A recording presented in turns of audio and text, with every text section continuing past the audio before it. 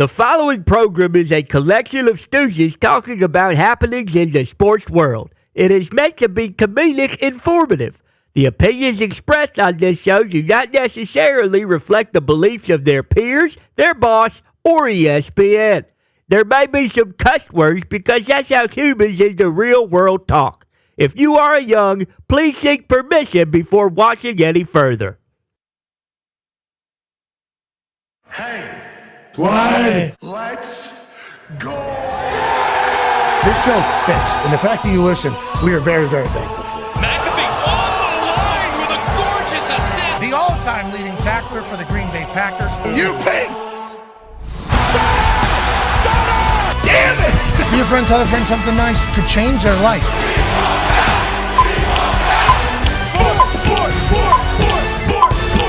Hello, beautiful people, and welcome to our humble abode, the Thunderdome, on this Commissioner Running Man Double Champ, Tuesday, June 1st, or July 1st. Geez, already! Sports! Holy hell. Yeah. Ladies and gentlemen, it is July 1st. Welcome to summer. Hell yeah. Wow. Rabbit to all of you. Obviously, we are celebrating the hell out of another day on this earth, another day alive, another day closer to football season, and another day of fantastic weather outside for us here in the Midwest. We hope the same for you. Let's enjoy the hell out of this glorious Tuesday. We got a lot of people stopping by, okay? The commissioner of the NHL will be joining us in about 15 minutes. Gary Bettman, we appreciate the hell out of you. Take care.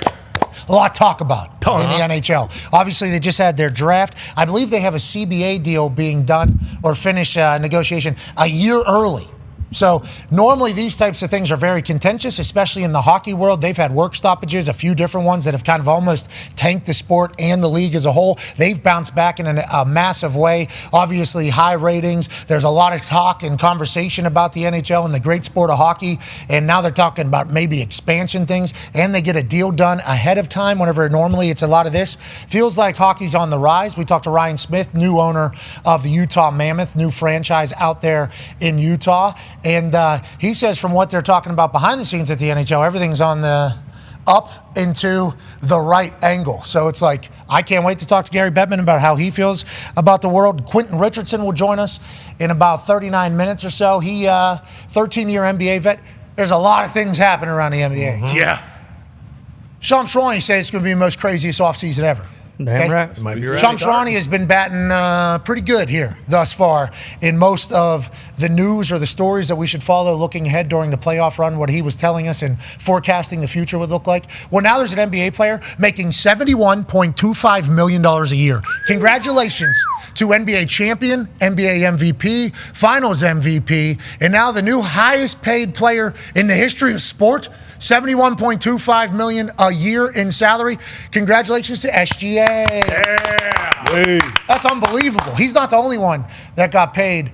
Now, granted, he got paid the biggest. Let's not get it twisted. Also, on a contract year, on a potential, extension year, for him to go out and play the way he did, MVP-like, and then win through it all, he had to be seeing dollar signs all season long. The fact that he remained locked in on the most important year of his own personal life, which also became the most important year of his professional life, we should be celebrating the hell out of. $71.25 million a year. You've earned it, bud. Congratulations. Hell yeah.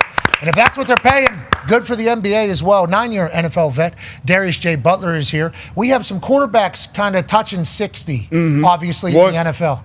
One, yeah, yep. But I think there's going to be, I think that's going to be the next kind of number that we get to. 71.25 in the NBA. First of all, obviously, Mackenzie's going to have a good jumper. If wife and I ever have a boy, we're going to make sure, and we got that ball on a string. It feels like they're paying pretty good over there in the NBA. Yes, they are, and deservedly so. He moves the needle. He had a dominant season, and it's a lot of times we get up here, we see deals kind of come across X. We're like, who is this guy? How is he getting 18, 20, 25 million a year? This guy getting 70 plus a year. He deserves it. He is fantastic. Had an unbelievable year. Finals MVP. won the MVP, and then winning the finals, obviously all together. So got a shoe deal. I would be interested to see if he does more off the court. Maybe not with making all this money, man, but he's a superstar. And there would be more deals like this right down the line, and some other players in line to make north of $70+ million a year. Who's that? What are you talking about? What are you alluding to? Devin Booker over there in Phoenix. He'll be eligible, I believe, in July 6th for a 2-year, $150 million extension. Quick math, that's $75 million a year. Congrats to him. He's obviously earned it as well. And there's been a lot of NBA deals that have taken place over the last 12 hours. Connor will break them down here in a matter of moments. The Toxic Table is Boston Connor and Ty Sr. today. Ty, a lot of money given out to SGA. You got to love that. Yeah, absolutely crazy. I mean, shit, you look at these numbers. You know what? But it's a guy like Dale Sr., if I may. I mean, if he was racing in this time in NASCAR, we need NASCAR purses to get, somewhere in the same stratosphere as these NBA guys. It's crazy. You look around all the other leagues. I mean, NFL, sure, but we're looking at big deals in the NHL and the MLB. I mean, $71 million a year. Are you kidding me? It's crazy, but I love it. That's America, baby. That's capitalism. That's what it's all about. Ty, I think a lot of people watching will say you seem to look and sound a little bit different today. Sure. Do you agree with that or no? Well, I tell you what you guys see on your televisions every day, sure, that's a version of me. I'm wearing something very similar to this every night when I go home, when I put my head on my pillow. And it's 4th of July this week, right? Is it not? Are we not celebrating America this week? We will be at the end of the hoorah is right, obviously. Now, listen, I try to, praise Dale and raise a little hell every day of the week, but on this week, 4th of July, I just decided, hey, today's the day, you know what? I'm going to let everybody kind of inside my world, and I'm going to pay homage to the greatest American icon of all time, my goat of all goats, Dale Sr. I don't think people are doing it enough. I think we're kind of getting to that point where everyone wants to talk about the Logano's of the world and guys like that. Joey Logano ain't got shit on Dale Sr., okay? And that's all due respect to Joey Logano, but I just, I got my, official Dale Sr., fire retardant jacket here. And you may see me combust into flames today because I look so goddamn good. But that's why I had to wear it. You're going to sweat through it. You're going to sacrifice a little bit for a guy like Dale Sr. on a day like this. So when you go home at night, you're wearing that jacket you told me? Every night. Do you talk like this as well whenever you go home? Honestly, I don't even recognize when I'm doing it. So you guys, I'll watch the tape back, obviously, after the show today, and maybe I do sound. You didn't hear it there? No. It's kind of like the Tyrese thing. Yeah. Oh, yeah. Two different. He has two different. He has two different dialects. Yeah. That's a pretty interesting. So to me, I sound the exact same I do every day. Now, you guys are telling me I might sound, I don't know, a little more Southern fried. Maybe that's a thing. I don't know. Maybe I've been reading too many McGee articles. Maybe I've been watching too much. Reading the articles? Yeah. Well, yeah, because you got to, you got to say it out loud in your head and whatnot. Maybe I've been watching, too much Marty McGee on the Southeastern with Parker McCollum. Exactly. Parker McCollum was on there. I've been listening to a lot of country. Listen, it's summer. It's summertime. The weather's hot. So, it does crazy things to people. Again, I mean, This is my true self, and if you don't like it, you can go fuck yourself, okay? Because I love it. I love it. I love Dale Sr. I love this jacket. I mean, it's the intimidating. You love Sunoco. Can you explain what the hell's going on? Why are we doing this? Like I said, it's the 4th of July this week, brother. I mean, what do you mean? He's an American icon. He's an American hero. Amen. Let's go to one half of the hammer. Cowboys. He became a cowboy. You have somehow become whatever. Listen, I think he drove in here in his Chevy Monte Carlo, serviced by GM BF Goodrich earlier with his Sunoco gasoline and his Goodyear tires. I think you look incredible, my friend. Okay, all right. You two battle, and he's got a South African accent. You got a Southern accent. I'm excited. No, what happened is we got together last night. We watched the Earnhardt doc on Amazon that just came out recently. It was to awesome. die for. It is unbelievable. It's probably the best piece of content I've ever watched in my life, and I knew that going in, but I was just like, you know what? Let's just make sure.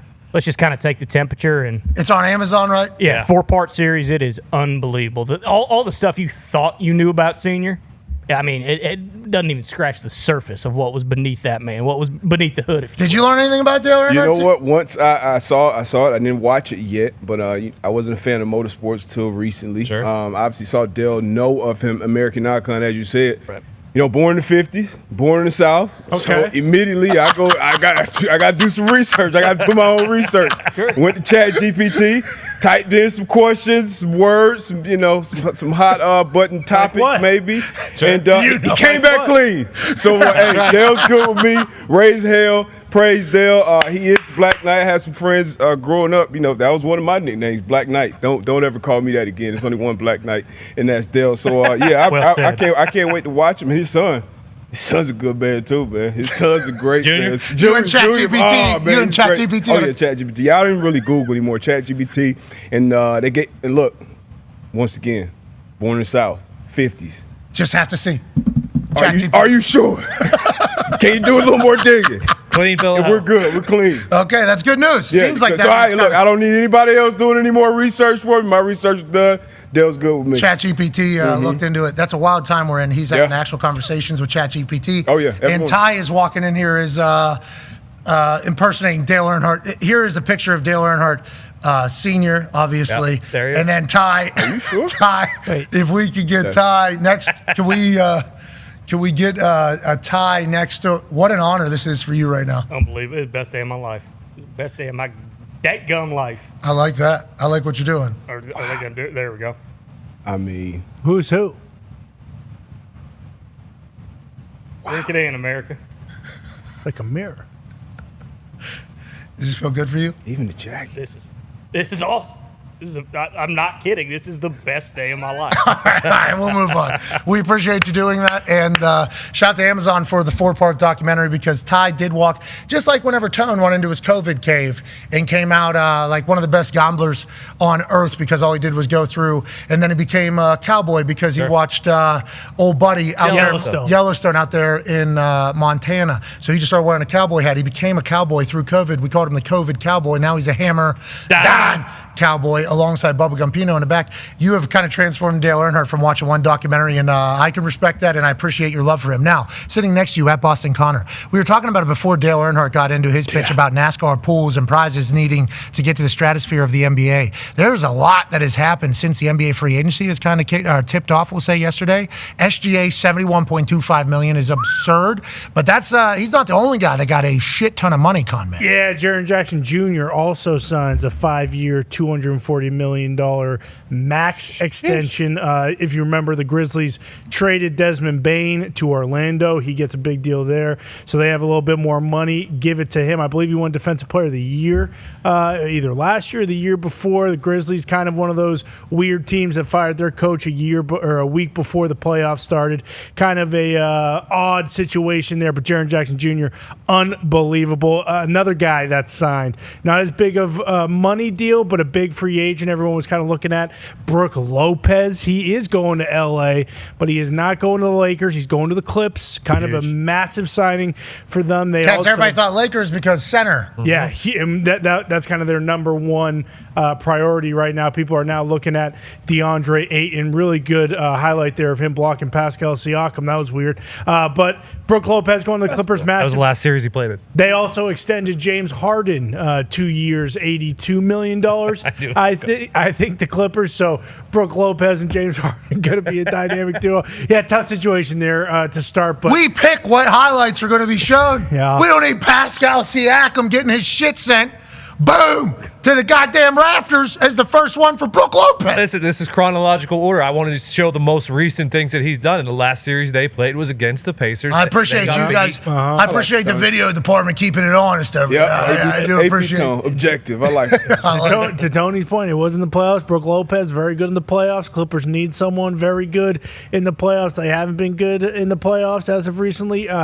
Staying with the Bucks, Damian Lillard tore his Achilles in the playoffs and then got released. Kind of absurd. No one really saw this coming. This is the first, you could say, most craziest offseason move, arguably, just because no one really saw this. Kevin Durant to Houston? KD, yeah, but no one saw this one coming. KD was always getting moved. Giannis, kind of up in the air. This comes out of nowhere. Giannis then tweets, allegedly not very happy. He's not sure what's going on. Giannis didn't tweet that. Somebody reported that, right? He reported, but Giannis actually put out a tweet that had the 100 emoji, and then the caption on the photo said, I'm not sure what the hell is happening right now. And it was him celebrating in the locker room post-championship. I think we could pull that up. But also with the Bucks, have to talk about it. Unfortunately for the Indiana Pacers, Miles Turner said, so long, Indiana. I'm not sticking around without Tyrese Halliburton playing next year. He's signing a 4-year, $107 million deal with the Bucks. Immediately after this was reported was when the Lillard release was reported as well. So the Bucks making moves, trying to keep Giannis happy. No one's really sure if he is happy or not, but at least they're trying. Feels like a lot of times teams won't even do anything to help their stars, and now with those, it kind of stinks for Indy with Turner leaving and kind of just looking ahead. DeAndre Ayton to the Lakers is kind of the next possible big move we could see, because the Lakers still need a big man, especially if they want to keep LeBron happy. That's interesting. Thank you for breaking it all down. The Miles Turner stuff to Milwaukee, I think the assumption was that he was going to stay with the Pacers basically throughout all of the playoff series. Yeah. Then Game 7 of the finals, Tyrese Halliburton gets hurt, and he's going to miss an entire season. I think that changes. But this is not from any information. I'm just saying from all sources, Miles Turner and the Pacers were going to get a deal done. And then once season's over, I wonder if there was like a re-look at like, what does next year look like? What does the future look like? What's right for Miles? What's right for so him getting paid, I'm happy as hell for Miles Turner. Yep. Obviously, he's done a lot for the city of Indianapolis, the state of Indiana, the franchise, the Pacers as a whole. 10 years, 11 years here. I mean, Miles was great for the city and obviously got a chance to experience an NBA Finals run. Him getting paid with Milwaukee, I'm happy for, but I think all indications were that he was staying with the Pacers. And then obviously tragedy strikes for our star player. And then all of a sudden, what does the future look like now for the Pacers? I think that's potentially how that kind of unfolds there. Yeah, for sure. Especially because it's 4 years, $107 million. Like we talked throughout the playoffs how incredible it was that the Pacers were even where they were because of how far underneath the cap they were. So it's not as if a 4-year, $107 million deal is going to break the bank for any NBA team right now, really, especially with the cap going up. So it 1,000% had to be, hey, Tyrese isn't here next year. Next year is going to look much different in Indiana. Do you stay there? Milwaukee's just interesting because with the whole Giannis question mark, it's like, well, there's a question mark in Indy, but if you're going to Milwaukee, there's kind of a question mark there, right, with their superstar. So you're taking a little bit of a risk, but I mean, shit, $107 million. It's awesome. Yeah, I wonder how many teams are offering him $107 million. I wonder what it all looked like for Miles. All I know is when Miles is on the defensive end, he's great. Yeah. He's unbelievable. He's a tall guy who actually plays defense, and he's been in the Carlisle offense, so he's had to run. Like Miles has had to run in this entire thing, and he can. And I don't want to say this in a negative way because a lot of people saw him in the finals not really do it, but Miles can knock down threes. Like he can very much do that. Like that is something he is good at. And the pick and roll with Tyrese throughout a lot of the series was kind of like his play. So I mean, Miles is still a very good player. Kind of a younger version almost of Lopez. He's going to be a force on the defensive end in the paint, and then he can stretch the floor with his shooting ability. Now a lot of fans would have liked him, get to the basket more, be a little more imposing. Especially if the three's not falling. With that frame, if those shots are not falling. But yeah, as you mentioned, with that Tyrese injury, now that definitely changes the plan. So the Pacers got to do what's best for them. I think they got their first-round pick back as well, right? Or a first-round pick. Okay, yeah. Which could potentially, hopefully not with Tricky Ricky, they can figure it out, but could potentially be a lottery pick. Going forward. Just have to change plans completely for the future. Whenever you lose your Supermax, also star player in the last game of the season. Okay, we'll continue to talk about the NBA. Quentin Richardson will join us in about 30 minutes or so to chit-chat about what's going on around the association. Joining us now, ladies and gentlemen, is one of the commissioners of one of the biggest leagues on earth. He's been a commissioner for a long time now, has seen a lot of things, but I don't know if he could have projected how popular the league is and how popular the sport is, or the fact that he could potentially get a CBA negotiation done a year early. Ladies and gentlemen, the commissioner of the NHL, Gary Bettman. Yay! How you doing, boss?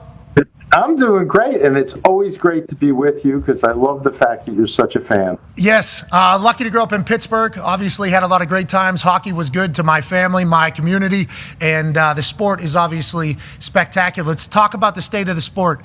It feels like, and I mean, we can dive right into the Four Nations right now, but at that Four Nations moment, it feels like that was a real, Kickstarter to hockey becoming a huge part of Americana thinking and buying into the fact about how great the sport is. Do you agree with that notion? And do you feel like the sport in the league is more prominent now than maybe ever in the United States of America?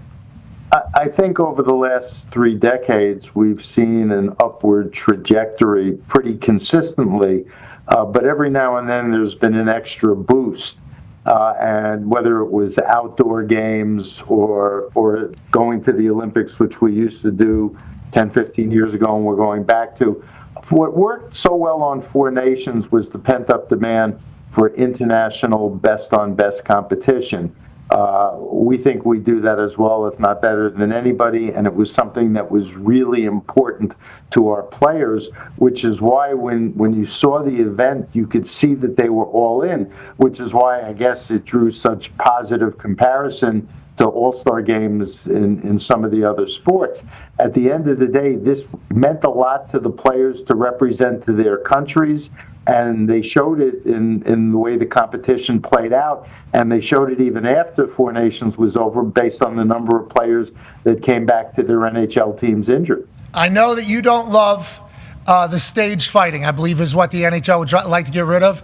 The booing of a national anthem leading immediately to a fight, I think, was great for all parties. I think it was great for all parties. But you mentioned there, Tkachuk got hurt leaving there. Tkachuk was like Captain America in there. Now, obviously, he's on the Stanley Cup champions. He's one of the leaders of the Stanley Cup champs, and he would get back for the playoffs and obviously another Stanley Cup run. But they were leaving it all out there for this thing for their country, and I think people learned about the players that make up the NHL and how great your sport is. Our players are great, and whether it's just playing hockey for the love of the game or trying to win the most iconic trophy and the hardest championship to win in the Stanley Cup, or representing their countries, they don't do anything half or three-quarters ways. They do it at 110%. And, the good news was, with the booing of the anthems and the issues between the U.S. and Canada at the time, we got through that. By the time we got to the playoffs, there were no booing of anthems, whether in the U.S. or Canada, and people were just focused on the hockey, and the players were focused on winning. And, I don't know for a fact, but I wouldn't be surprised if Tkachuk were still injured by the time he came back to play in the playoffs. Although, as you know, our players, they play injured all the time, and particularly in the playoffs. And that's what makes our game so great, the commitment that our players have to their teams, to their fans, and to winning. Yeah, the culture of the league is ultimately shown by its players, I believe. And your players are all dogs. And you talk about playing hurt. We'll get reports after a team exits the playoffs, and it'll be like, this guy had a fractured sternum, also had a broken foot. They were literally just propping his ass up on skates and pushing him onto the ice. It's like, you don't hear like that anymore about any other sport other than hockey.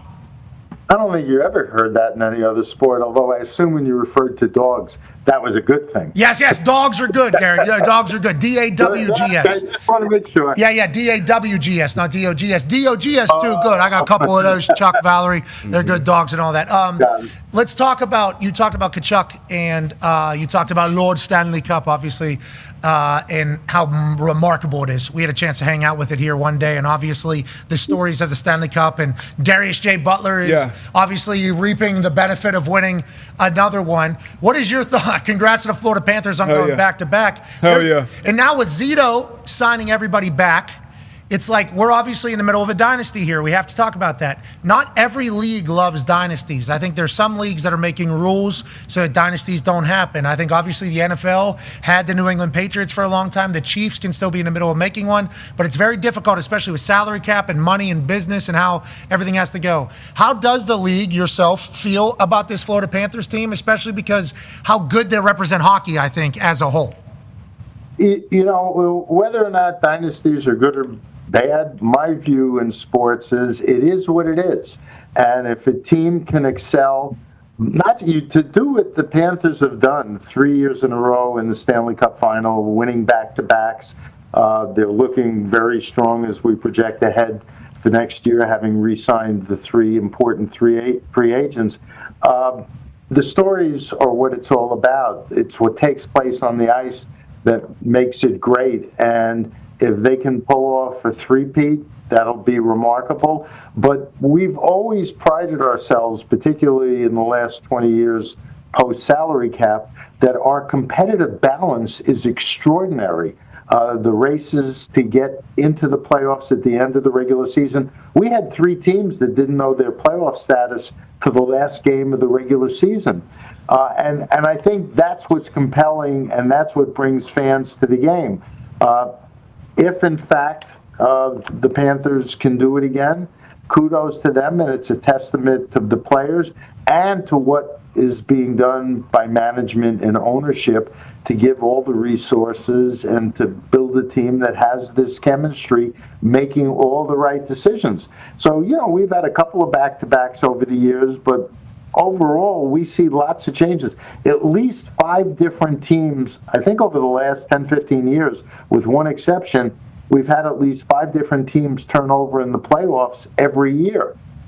And I think that's great for fans because we want our fans to know that no matter who you root for, your team is a shot of making the playoffs, and then once the playoffs begin, anything can happen. Yeah, hope. You want your teams to have hope. That is legit. And speaking of hope, South Florida has become that. Here's Darius, obviously lifelong fan. Absolutely. On that note, Gary, Panthers came into existence a couple years after you became the commish. Are there any examples? I told the boys up here, I never would have thought in a million years. I know we went in 1996, but I never would have thought in a million years that we would be back-to-back champs and have a dynasty in South Florida. It was almost like not a joke with a franchise, but you had the Heat, you had the Dolphins. Is there any example for you with the fanfare and the buzz down there compared to what it's been, I guess, the last few decades? Well, a couple of things. One, since Vinny Viola took over as owner, and you'll always hear me say that it all starts with ownership. Vinny and his family have been all in, whether it's building a new practice facility and renovating the War Memorial in Fort Lauderdale, whether it's bringing in Bill Zito to put this team together, whether it's everything they do in the community. The Viola family has been nothing short of sensational. You see the same thing in Tampa with Jeff Vinnick. It's not about state taxes; it's about ownership. And I think it does a disservice to the great work that's being done to think that that's what makes the difference in the team. It doesn't. Players have lots of reasons for picking or not picking teams to go to. If you look at what Daryl Cates has done in Edmonton since he's taken over with the Oilers, but even if you look at things like the Samuelis owning the Anaheim Ducks, where they did bring a Stanley Cup champion, when they bought the team, I think there were 5 or 6 high school teams in Orange County, and now there would be between 50 and 60. Ownership, commitment to fans and the community, giving teams the resources, whether it's the coaching staff or the practice facilities or everything they do around the game, all of it makes a difference. And that's what players look for when they're deciding, when they're free agents, where they want to play. You become an ambassador of the sport as a whole, let alone an owner of the league, especially for that area. South Florida, a lot of talent in athletics. I wonder if it'll translate into hockey someday, maybe with Kachuk and the boys, with what they're able to build. Now, that naturally leads to a question of something that has been kind of reported about. Expansion in the NHL. I heard there's a couple cities: Austin, Houston, Atlanta. What's that 4th one, Gary? What's the 4th one? There are probably 8 cities that, we've heard from Indianapolis, we've heard from Cincinnati, we hear from Quebec City.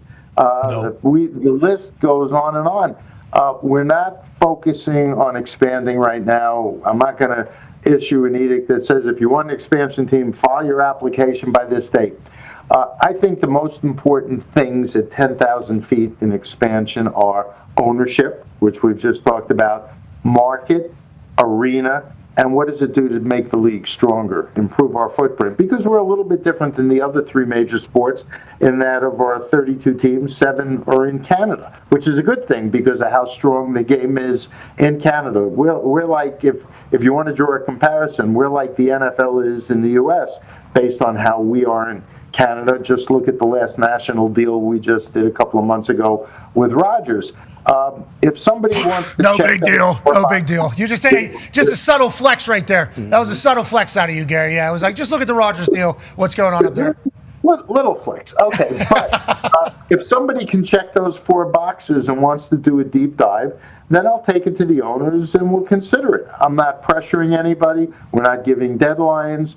If it's going to be right, it'll be right. And if we wait a while, if ever, to do any more expansion, that's okay too, because our 32 teams have never been healthier, never been better owned, never been more supported by their fans. All right, I'll get to work for Indianapolis. I assume some others will as well. Let's talk about the game continuing to grow, and obviously you're big in Canada. International growth, obviously always a forefront of conversation. Go ahead, Connor. Yeah, Gary, Pat mentioned the 4 nations this past season, and as someone from Boston, I actually was able to go to the 4 nations final thanks to Pat and SeatGeek. And for the city, one, it was incredible, and then of course the product was unbelievable. So when it comes to the World Cup of hockey, when you're thinking of what cities to host it, I personally would say Boston's probably the place you want to keep it. The Northeast just makes more sense, I would say, and real true hockey fans up there. But what are you looking for exactly with the World Cup of hockey kind of selection when it comes to the city, and what do you expect for those 8 nations, kind of those teams to be like? That's a great question. Boston and Montreal were great hosts. The history, the tradition, the connection to hockey in those cities is unbelievably strong. We just put out requests for proposals for cities, both in Europe, to host a portion of the World Cup, and in North America. And so we'll see what comes back. But to get everybody up to speed, we're going to be on a cycle. Next season, we're going to the Olympics in Milan. 2 years later, we'll do a World Cup. 2 years after that, we'll go back to the Olympics, and then 2 years after that, a World Cup. So we, with the Players Association, who we do this with, are committed to getting a regular schedule of best on best for our players. It's great for the game, it's great for our fans, and most importantly, our players really want it. You just said you and the Players Association. I mentioned it in the introduction, but we haven't really got a chance to chat about it. A year early. Now, granted, it hasn't been voted on. I don't think it's officialized, but there's been a lot of reports that basically, hey, we got a deal. I think on NHL.com it says we've agreed to terms or something like that. So we don't know exactly where it is in the process. We do know it is about a year ahead of schedule. That never happens. Never. Never happens. And in hockey, you guys have had work stoppages before because of labor disagreements. Now, games at a strong level, leagues at a strong level, and it feels like your guys' partnership is at a strong level with the players as well? You're absolutely right. So let's take it at a couple of points. One, we have an agreement in principle subject to ratification both by the players and by the teams. And that process is ongoing. We've had an interesting history of labor relations, including, as I think everybody knows, 20 years ago, we had to lose an entire season to get the system that we have in place, which is the salary cap with revenue sharing. We have a new executive director. I think he's been in between 2 and 3 years, Marty Walsh, former mayor of Boston, huge fan of the game, former secretary of labor in the United States. Legend. And he's run unions before he had his political career. And we have a terrific relationship. He is very collaborative, very professional. We don't necessarily agree on everything, but we know how to deal with the process.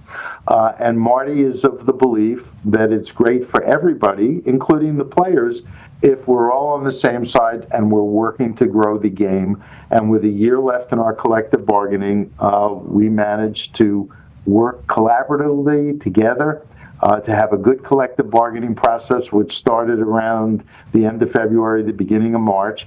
And I think we made a deal that is good for the players moving forward, make some adjustments for the teams that's good moving forward. And I think it says a lot about the state of the game and the growth that we can have with this terrific foundation and predictability, because nobody now has to worry about what happens in collective bargaining over the last year of the current agreement, which happens in most sports. Then it's a distraction. And I think together we managed to go through a really good process. Yeah, especially with your advertising partners, too, not having a threat of potentially losing a season with negotiations. Like, hey, everything's kumbaya with players and us. How kumbaya? We get a deal done, which is worth hundreds of millions, if not billions of dollars a year early. That's insane to think about. It's very abnormal, though, right? Did it surprise you whenever it was like, man, this feels like an actual partnership here? Let me explain my stance on this, Gary, just so I can explain it to you. When I got drafted to the NFL, they send you to a rookie symposium, okay, like a week later. Rookie symposium my year just so happened to be DeMaurice Smith's first time speaking to like a group of players. And what he said is, we're about to get into CBA negotiations. There's going to be a lockout or whatever, and we need to fight them. We need to fight them on everything. And my first thought as a person that is interested in business, it's like, man, just fighting your business partner doesn't feel like the right play. Lo and behold, a lot of disagreements, blah, blah, blah, blah, blah.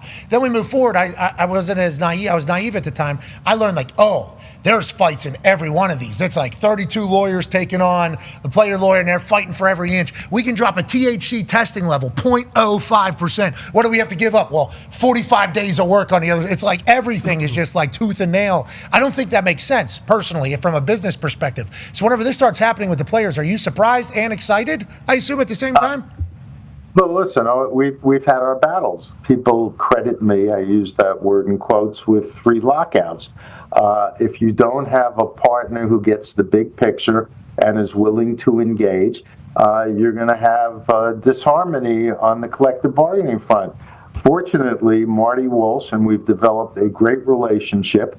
And as I said, while we don't agree on everything, we know how to deal with that.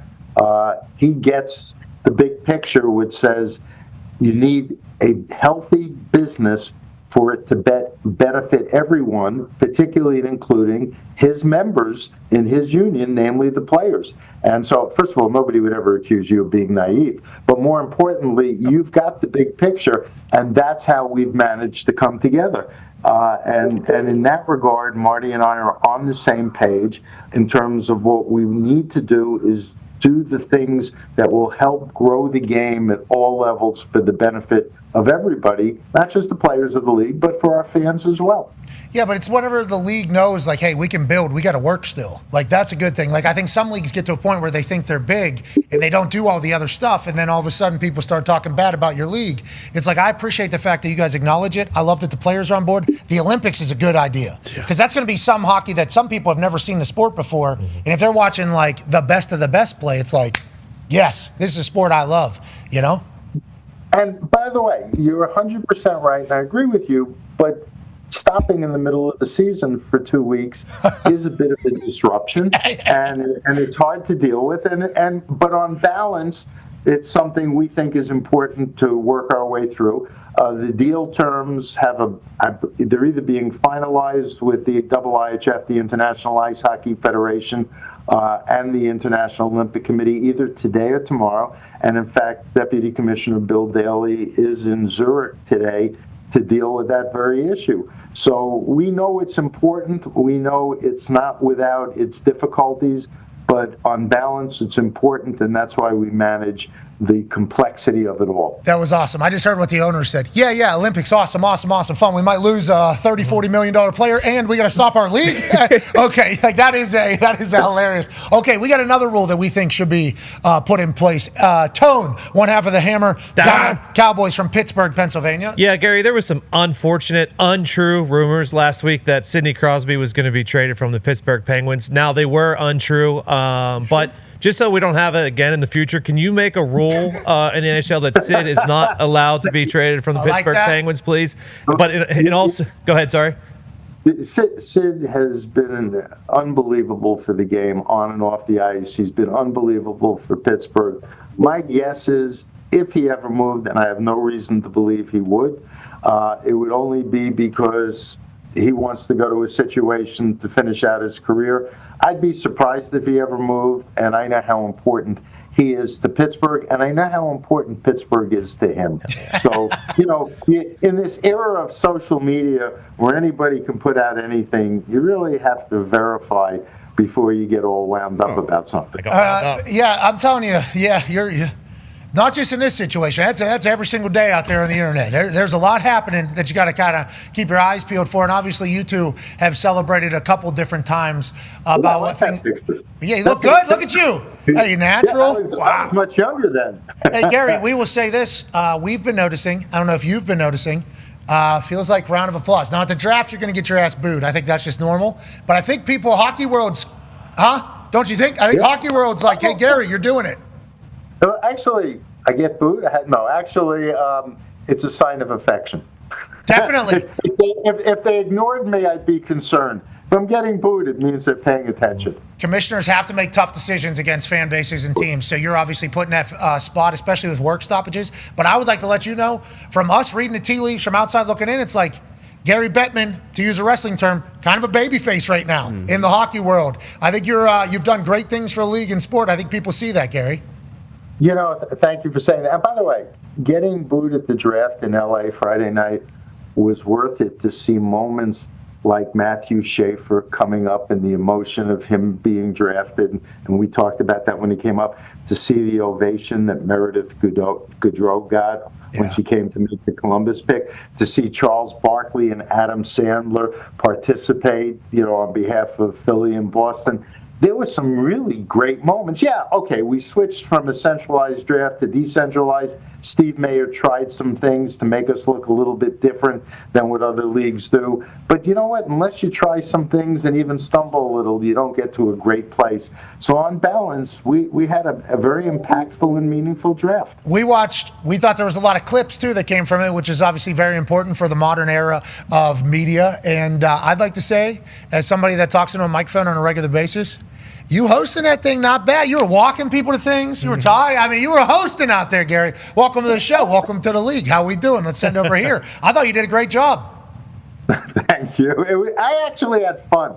I didn't sit down for 5 hours, and so when I finally sat down, I couldn't get up. But at my advancing age, you got to be a little careful. No, seriously, we had a good time. I think the people in LA who attended the draft had a good time, and we actually sent out a survey to see if our clubs were happy with the decentralized draft or they want to go back. My guess is, on balance, we're going to keep doing what we did, and it was a lot of fun. All right. Well, we appreciate it. Congrats on another successful NHL season. Can't wait to see what's in store. And congrats to whatever expansion city puts together the proper pitch deck and says this is a city that should have an NHL team. Because if the NHL comes to your town, there's a lot of greatness coming alongside of it. I was fortunate to grow up in Pittsburgh. I love watching the league. Thank you for taking time for us to have a conversation. Always great to be with you, and thanks for all you do to cover all sports, but especially ours. I'll tell you what, I wish I could skate. I can't skate. I saw Patty Maroon. Never too late to learn. I don't know. I think it is. All right, ladies and gentlemen, Commissioner of the NHL, Gary Bettman. Thank you, buddy. Hey. Yeah, the Olympics is fun. Okay? It's fun. I could lose my most expensive, my entire roster that I paid. Yep. And also, it's 2 weeks in the middle of the season. What are we even? Mm-hmm. Yeah, Olympics is fun. Okay, we're the idiots. We're the mean ones. Okay, we got a league to run here. We got a business we're doing. Yeah, Kachuk came back. It was awesome. Charlie McAvoy out for the year after Four Nations. It damn near blew up the Bruins. If there's an expansion team in Quebec City, I'm out. What? I'm out. There's already been a team in Quebec. Like exactly. The Nordiques, Eric Lindros, legend. Tried and failed. Okay? It's time to bring a team here. Indianapolis is in the center of the country.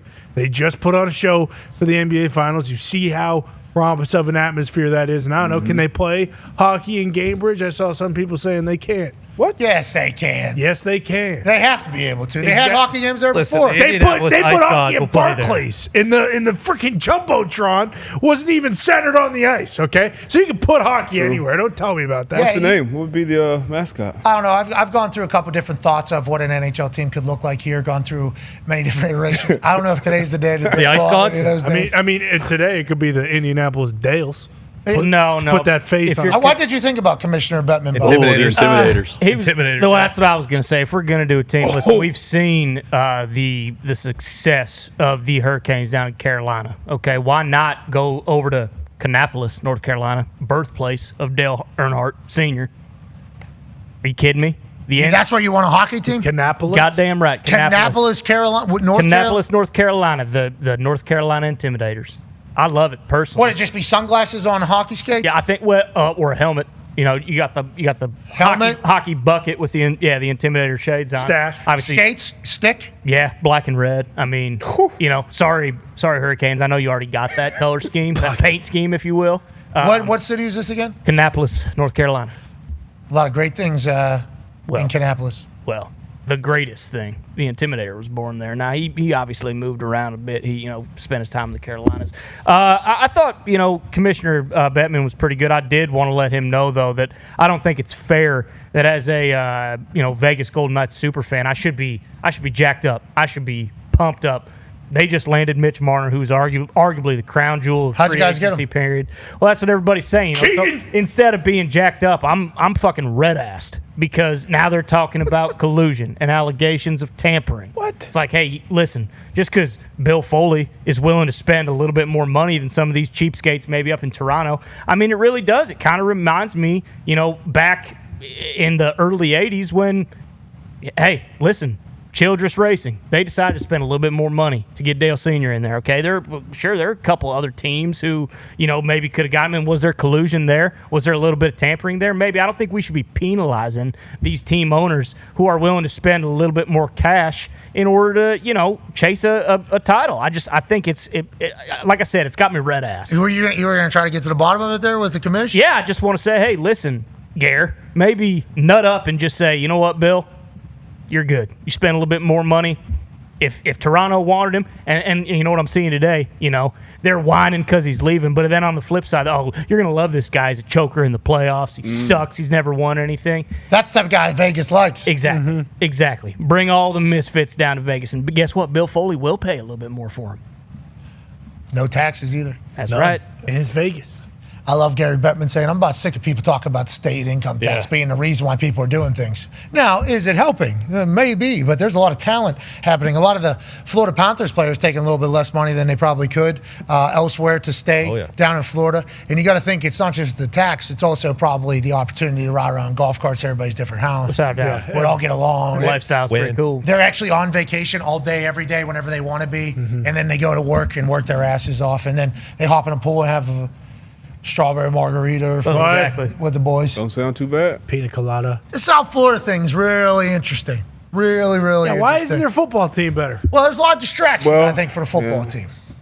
A little different. Certainly. Daytona's close. What's a little different? Well, you know what? Speaking of somebody that was in Vegas, we got a tight end. We were in the tight end market. Darren Waller, member of Miami Dolphins.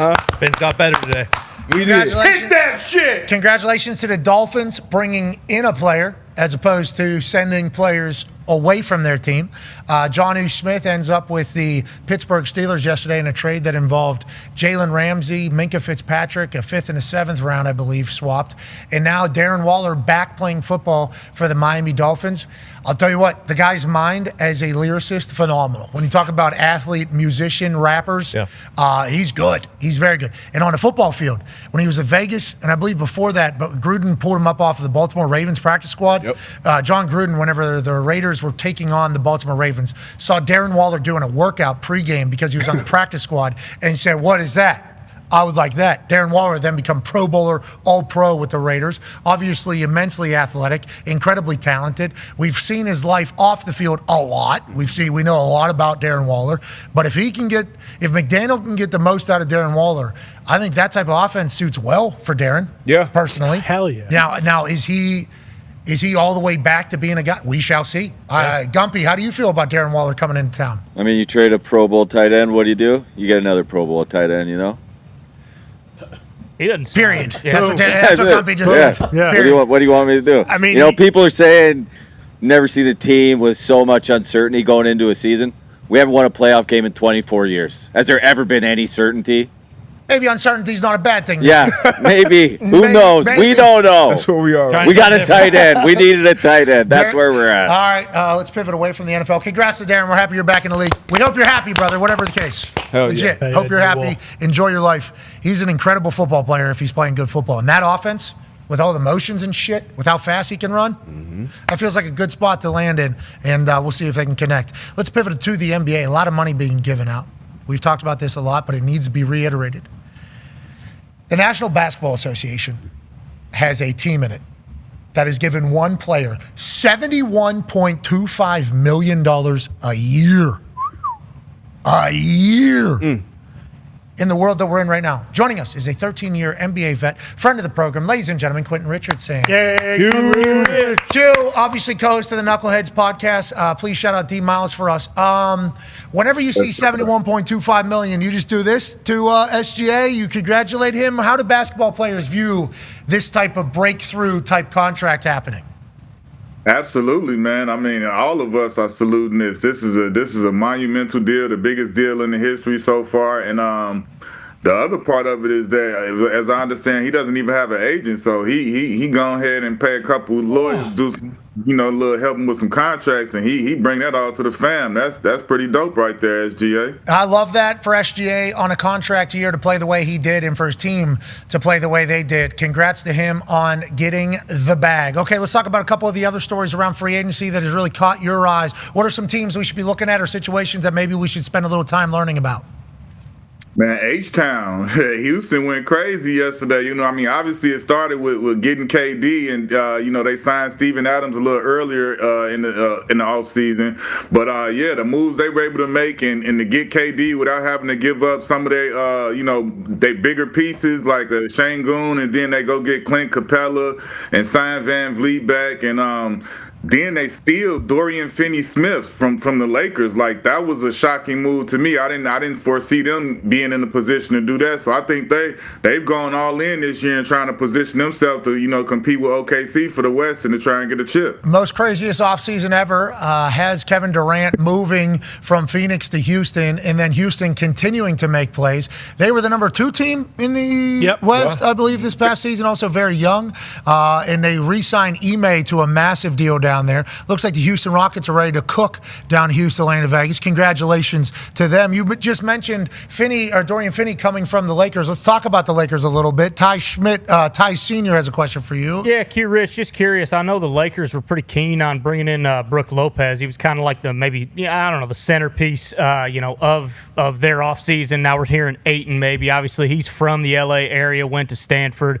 leaves, and he's coming back home. How much of a needle mover is he for the Clippers, and do you think they did this kind of solely to maybe get one over on the Lakers? And also, how much does this remind you of maybe like Dale Sr. leaving Bud Moore engineering and going back to Childress Racing like he did in the late 90s? It does not remind me anything about Dale Sr. and because I'm not into the NASCAR racing, but I do know who Dale Earnhardt is, but I have no recollection of the moves you're talking about back and forth. So I don't know about that, but on the basketball front, I think the Clippers did that because it's a great move. They got Brook Lopez as a backup. He's not he's not going to be coming there to he's going to be backing up Zubac. So I think he realizes that possibly he wanted to be back home, and I think it's a bad look for the Lakers that Brook Lopez chose a backup role to Zubac over a situation where he could possibly have been the starter for the Lakers, and I think that says something. Let's stay with the Lakers. D-Bud has a question for you, Q. Yeah, I want to know, number one, what does that say about the Lakers and their future, how they're going moving forward? And then obviously the biggest piece over there as far as name brand, LeBron. What do you see LeBron's future? Do you think it's kind of much ado about nothing, he'll be a Laker when this season comes, or do you think it's actually a possibility that he moves on? I think LeBron is a Laker. I think he wouldn't have opted in if he didn't want to be a Laker. I think, he had all of the power to opt out and then to be a free agent and to go where he wanted to go. So I think he'll be a Laker. But as far as what it says about Brook Lopez making that decision and Dorian Finney-Smith leaving, I think it says that there's uncertainty about what's going to happen as far as Luka and what's happening and just the look and feel of the team, because Dorian Finney-Smith is a guy who was there for a half a season. So if he's liked what he saw, or unless the contract wasn't going to be matched or something like that, I wouldn't see him moving and leaving there. But with him making that moves and just being there, I think it speaks to the uncertainty of the guys around the league and the guys around that team knowing what's actually going to happen there, whether it's with LeBron, Luka, or whatever. I wonder how this team looks this year going in, you know.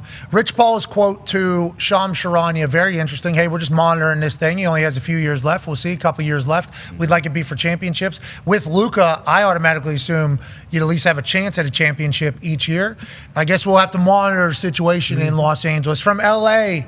to the East Coast, let's go to New York. Go ahead, Connor. Yeah, Rich. New York Knicks still looking for a coach. Mike Brown's getting a second interview, and then the reports were that they reached out to Dahn Staley about their head coaching position. A lot of jokes were flying, but it feels as though the NBA is nearing their first ever female head coach. How do you think that would work? Obviously, Becky Hammond in the Spurs. I know the Pacers have an assistant coach, but how do you think a head coach that is a woman would work in the NBA? And do you think we're kind of probably, a few years out from that, or do you think that could be any time now? Yeah, I don't know how far we are out from that, but I think it could work. Like I said, I played for Coach Nancy Lieberman in the Big Three, and my from being a player, being in locker rooms, I know that players respect the coaches that put in the work, the coaches that are prepared, the coaches that are doing what they need to do to have us as prepared as we are. And we as players, we know the difference. You can't cheat it. We see the difference in the game plan and the things that go into it. So, I mean, my experience with Nancy Lieberman, man, and I had all pros on my team. Big Baby Davis, Katino Mobley, Corey Maggette. We were all former NBA players, and we all felt the same exact way about her. She was as prepared and as intense and as about winning as any coach we had ever played for. We would have a game on a Saturday or Sunday, and before we even get on the plane to go out of town, she's texting us the game plan for next week and talking about different things. And the Big Three was big difference from the NBA. We weren't with each other as much, so she had to do a lot of that remote away from us, and she would call and FaceTime. And to me, if you're going to put in the work to be able to do it, I think the guys will give respect. I mean, come on, man. At the end of the day, I don't care who you are. You had a mother, you got a sister, you got, grandmothers and stuff like that. So we as men supposed to respect women, and I don't think it would be that big a deal. I think you've seen females and women start to integrate into the different sports. It's a lot of assistants across all of the different sports and doing different things and earning great respect. And I think it's just a matter of time before it happens. Watching Coach Jenny with the Pacers was awesome this playoff run, because I was sitting in that seat that was like on the bench. She was fucking getting after. I mean, it was. They do. I mean, people think that they don't. They are as intense and as dialed in. Like Nancy was like, that was the first message to us. Like, hey, we not here to play. We coming to win. We want to win this whole thing. Like that was the first and the continuing message throughout. So I think that people don't understand that these women, once they get into these athletic situations, they become dogs and yes, all of those things that we do. They get into it and they get wrapped up into it and they all in. And the boys responded, too. I was watching that, too, because obviously you got to watch how the boys respond to everything that's going on. Not just Jenny, but Rick Carlisle, all the assistants. And it's like the boys were bought in, obviously. Excited to see that. Now, we only have about a minute before a hard out. Damian Lillard gets waived. He's going to make $22 million for the next 5 years, allegedly, via reports. God bless him. Obviously, Miles ends up. Yeah, God bless him for that, for sure. He's coming off an Achilles. He's going to miss next year. What is our immediate thought? What should our immediate thought here be in 30 seconds or less? I'm excited for him, man. I mean, not the best situation, but he's still going to get his big-time money while he gets to sit out in rehab, but he gets to look at the landscape. After this year, he'll be a complete free agent. He doesn't have to talk. He gets to go and choose where he wants to go. So he gets to sit back, get healthy, and see what the landscape looks like and where he fits in best.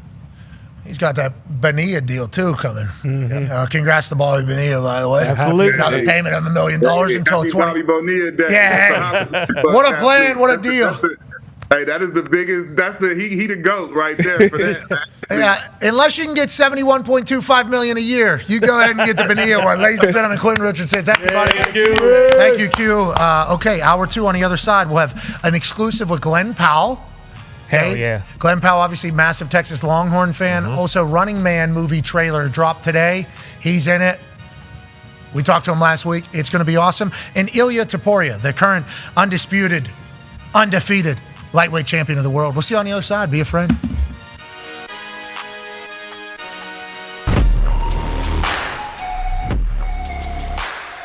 The college football playoff is obviously in the middle of a transition era, but we go back in time into a movie-like setting to battle in the Big Ten to see who gets to move on and who goes home. Our UFO just flew over top B-2 smoke bomber and in the national anthem.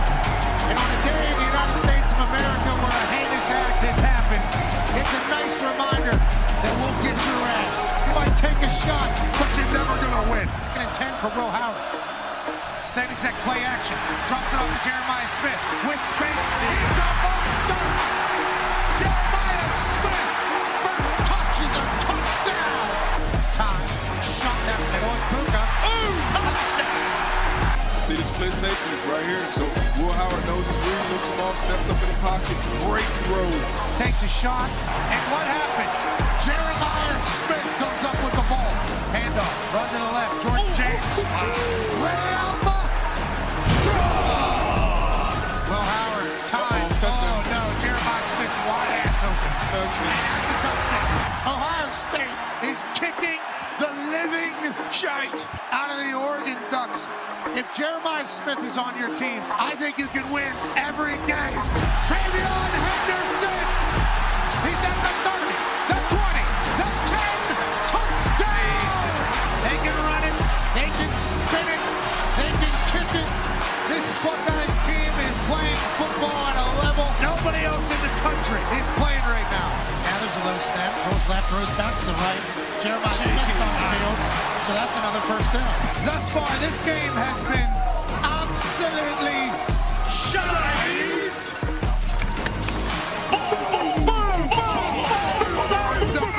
Step in. Oh my God.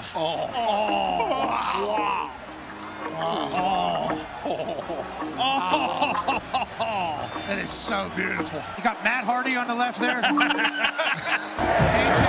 chance. I see it at the 47. Unfortunately, my youngest son puked all over himself, went to the hospital, so my whole family's not here anymore to hear that.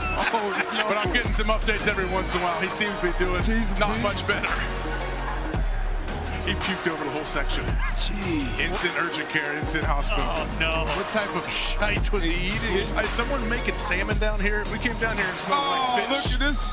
For those that have never been here, I would recommend coming and checking it out. Although this particular game was absolute shite. Woo!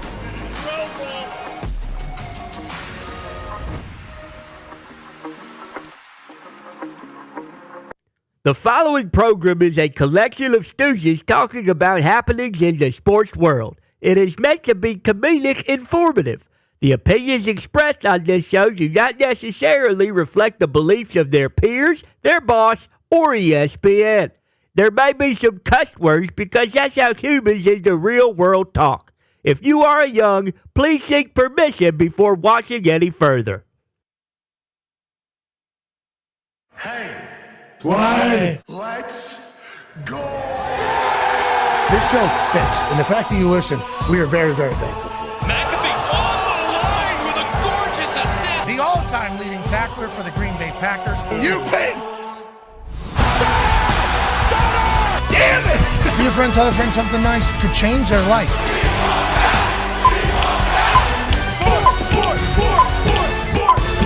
Hello, beautiful people, and welcome back to our humble abode, the Thunderdome, on this Commissioner Running Man Champion Tuesday, July 1st, 2025. Hour 2 of the program begins now. Sports are happening all the time. You just kind of have to look for it. Like, for instance, tonight there'll be a baseball game on somewhere if you want to find it. Hopefully the Savannah Bananas will have a game soon as well. The WNBA is happening, obviously. Great competition every single evening, and mostly storylines in abundance from all of the sports. For instance, in the NHL, we just talked to the commissioner, Gary Bettman. He said that a new CBA is about to be reached between the NHL and the NHLPA a year early. Congratulations. Things are going swimmingly in the NHL with ratings ratings going up and to the right in a potential dynasty down in South Florida brewing and maybe an expansion team. In the NFL, well, there's massive trades taking place in the middle of nowhere, out of the middle of nowhere. We got 2 stars traveling from Miami up to Pittsburgh. 1 star traveling from Pittsburgh down to Miami. We still got some contracts looming, new storylines developing. TJ Watt's deal now is going to be talked about. Trey Hendrickson, Shamar Stewart. There's some free agents. I mean, NFL is always going to deliver storylines and drama. And in the NBA, they're handing out so much money to so many dudes. Congratulations to all the NBA players that signed new deals or extensions. Even the guys that are signing like $6.5 million a year deals. Congratulations. Yeah. Great money. That is game-changing money. And you talk about $71.25 million a year going to SGA. He's living in Oklahoma. Think about that. Could you imagine how many barn dominiums he could have out there? That's 700 Now, granted, million. you don't want to have that in Oklahoma. I don't think you want to have barn dominiums out there in Oklahoma. I think you want to have a good base, from what I've heard out there. But $71.25 million a year in Oklahoma, you've earned it. No agent. You've earned it. Brought him their first title.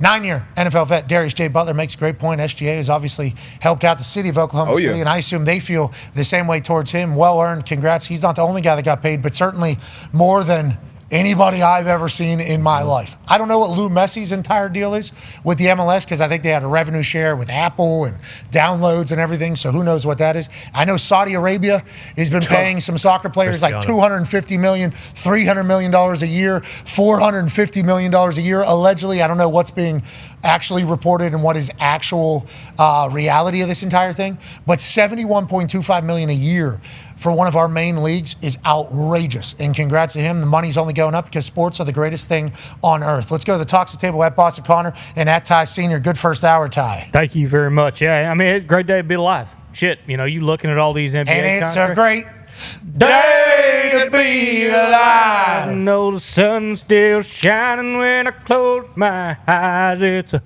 hard time in the neighborhood. We might get a strike because that sounds exactly like Travis Tritt. Didn't hear D-Butt singing. I'm not familiar with that one. You're not a Travis Tritt guy. I'm not. And it's a great day to be alive. I'll look up the song. I'll do my research. I'll get back to you. How about the devil taking on Johnny? Hey, I did my research on that one. Devil never had a chance. Johnny's fiddle boy is just so damn good. The devil had no shot, but he was in a bind. He was way behind. He was looking for a soul to steal. What was the name of the band again? Charlie Daniels? Charlie Daniels Band. Yep, that's right. No need to do too much research. Yeah, don't go to. We don't need to know. Okay, just right there. We just need to enjoy what's going on. Don't ruin it. It was great for please. I like that song. Please. All right, it's a banger. Same with Travis. I mean, the devil was looking for a soul to steal, and he was in a bind. He was way behind. He was always make a is. deal. He is always looking around. But this particular time, he went down to Georgia, and then Johnny said, "Get the hell out of town, bud," because he. I like that he told him, come back. Yeah, whenever you're ready, whenever you think you got another shot, come back. Yeah, and you know, the devil said, you got to give me his due, but Johnny said, I don't, fuck you, actually. And he did a little dance, and that fiddle of gold was something that he made a lot of money off of going forward. So Johnny really won in the end, just like SGA. Now, one half of the hammer, Cowboys AP. Tony's here. You look awesome. Thank you. I appreciate that. Cool shirt. Thank you. Where'd you get that? Did you know we had that shirt? No, where'd you get I believe we got this in one of those packages, like that came with like did. Yeah, a lot of like that the stuff sweatpants gets and stuff one time. That stuff gets I found taken this the other day. People send us stuff, and they say, hey, if we were to do your merch, this would be possible. Sure. And we always think, yeah, we should do that. And then the follow-up process is just so much. That shirt came in one of those boxes. Yeah, it's a sick shirt. I found it the other day. It's like my second time wearing it. Shout out to whoever made that. I'd recommend. And we would like to do business. Keep sending. Keep For sending. sure. Keep You sending. forgot a sport where the saltiest of ball is playing, okay? The Pittsburgh Pirates have done something that hasn't been done since 1925. They've won 4 straight games by 7 or more runs. You better watch out for the hottest team in Major League Baseball because guess what? Today, they're going for 5, and it's Skeens Day, brother. So look out for the Buccos. They're on a roll. Shout out to Between the Numbs, Greg Harvey. Teams in Major League Baseball history to win 4 straight games by 7+ runs, as Tone was alluding to, while allowing 2 or fewer runs. So that the bats are working and the pitching's working. That's what that stat is, basically. At the most efficient level, Pirates, and the White Stockings. And everybody knows that White Stockings team, they had bigger bats back then. Yeah, they were using bigger bats. That's what people wondered, but you could get away with it, and the White Stockings did that. They were hitting the shit out of it in their pitchers. They were juicing before anybody else even knew it. What city? I don't know. That's not been proven, but there's a chance that the White Stockings were juicing. They did have bigger bats. It was 1882. Couldn't keep track of it. What I'm saying is, what the Pirates are playing like right now is out of this world. Okay? And people need to remember that at one point, this particular program was calling the owner of Pittsburgh Pirates the worst owner in history of sports. There was people coming on this show saying, the owner's wasted Paul Skeens and his pitching staff that's actually pretty good because they didn't bring anybody in that has any bats. Well, now the bats have come alive. I wonder if ownership has come out and said, I had belief in our team. You did not have belief in our team. Now, he could certainly spend a little bit more money to make this team better. I agree with that. He is still an ass owner. I think we would all agree with that. But with that being said, there is some vindication for him, I assume, saying, we do have the bats, and we're doing it right now. We beat the shit out of the Mets. You think that owner is looking at what Cohen's doing at the Mets, thinking to himself at all, I need to be doing that after what it seemed? No way. I think this is way. I think it's a major league situation though, where they hate the owner and they've got a cardboard cutout of him in the locker room, and every time they get a win, they're just ripping off of a piece of clothing until Bob Nutton's sitting there in a G-string at the end of the season, and we got the pennant. I see the Reds there in fourth in the NL Central. Joining us now is a man who's a college football national champion, a Super Bowl champion. Oh, you guys are climbing. Who's below the Reds? We're climbing. Only 11 games out of the wild card. Ladies and gentlemen, A.J. Haw. Yeah.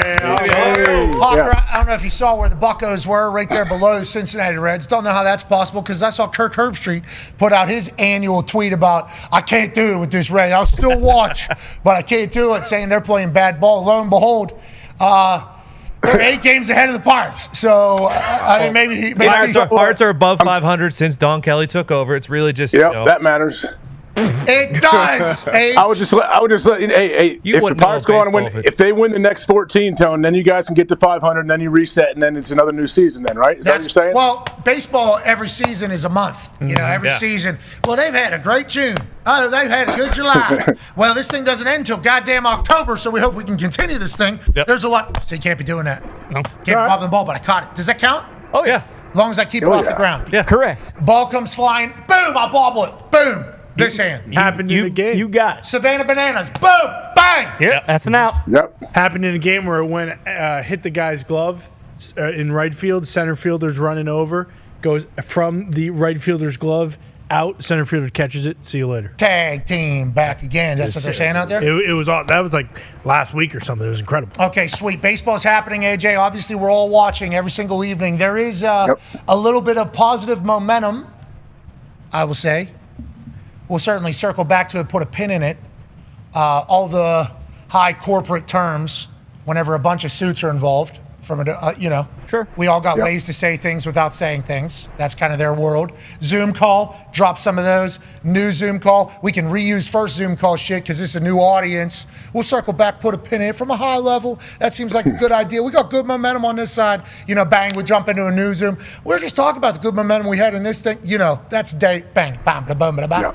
Anyway, in one of those, momentum came. There's a chance we're going to the home run derby. Oh, what? Hell yeah. Oh, shit. Pretty pumped up about that. Can you imagine? Big Dumper hits 65 home runs in round 1. On that note, Big Dumper last night hits a dinger, obviously. Jeez. And I wonder, and granted, he's so locked in and focused on everything. This is one of those where he hit it, probably thought it was out. Could you imagine if that ends up short just the same day where I bring up like, hey, if you thought you hit one and then that thing goes short, I immediately think, oh no, we're bad luck. This is just like when LeBron came on and did the LeBronversation and he had 2 points in the first half and they're like, this is the worst game that he's ever played. It's like, oh no. Then he gets a game winner. Sucks for the Pacers. Great for the program that we're not the jinx. Cal hitting a bomb with the big dump chance obviously happening at the same time. Feels like we didn't jinx the big dumper. No. And that's great news. That just takes us off of any of those types of things, and we move forward. It was actually the opposite of Jinx and the big dumper because he had not hit a homer in about 6 games in a row. And he comes on the show, hits a homer, and everyone's talking about, hey, his name's being mentioned with Barry Bonds, Babe Ruth, Ken Griffey Jr., of that ilk. So, I'd say Dumper's doing just fine. Well, yeah, I mean, different sport, but you could obviously throw in Senior in there as well. I mean, I'd love to see Dumper behind the wheel of a NASCAR. And I'd love to see Senior in the box. Yeah, me too. He's probably taking that one off the head, right? He's certainly crowded in the plate. Oh, yeah, Junior's on top of the plate. I mean, Senior. You're right. My mistake. Just waiting to charge him out. Junior would too. It runs in the blood. But yeah, Senior's on top of the plate, and you know what he's doing? He's almost baiting the pitcher. Hey, hit me, and then guess what I'm going to do? I'm going to charge the mound, and I'm going to beat your fucking ass. AJ, I think that's where you were headed there. And obviously, you made a massive shot for Dale Earnhardt when we were at JMU. One of the greatest moments in this show's history. We had a moment of silence, 4-3. Then we came back. AJ shot a 3, made it. Place goes crazy. I mean, it was a wonderful thing. Have you been witnessing Ty Sr. here today? Did not expect this, did not know this. Kind of a nice little treat for a Tuesday, I will say, AJ. Yeah, an absolute treat. See, and every time he pops back up, especially on the one shot, when you see Ty Sr. just, I feel like I'm watching Dale Sr. I feel like this is Dale Sr. reincarnated. So I'm guessing Dale Jr. and the rest of the fam are really enjoying it today. Yeah, and this is not real. Whoa. I saw that at the break, and I almost said, hey, listen, D-Bone, just because you're a fat sack of lard doesn't mean you got to I said the same thing back here, Ty Sr. Thank you very much, Gumps. You don't have to give me 8 necks, okay? He said, well, guess what? That was Croc. I mean, you know what? I don't give a shit about me, okay? That is a disservice to Senior, okay? Because if you put some fat schlub with 8 necks right next to Senior, what do you think he's going to think when he's looking at that? So maybe we could take another one where I could actually lift my daggum head up and I don't have a bunch of fucking necks, and I'm sick and tired of this shit. Senior's 8 feet tall, too. Yeah, well. Did I see NASCAR tweeted this out too? I think I did. I don't know. I if think it was they might that have, picture, yeah. but I know NASCAR did. Sorry, let me assume the position again. I see it. Yeah. Just poke your chin forward a little bit, maybe, or something.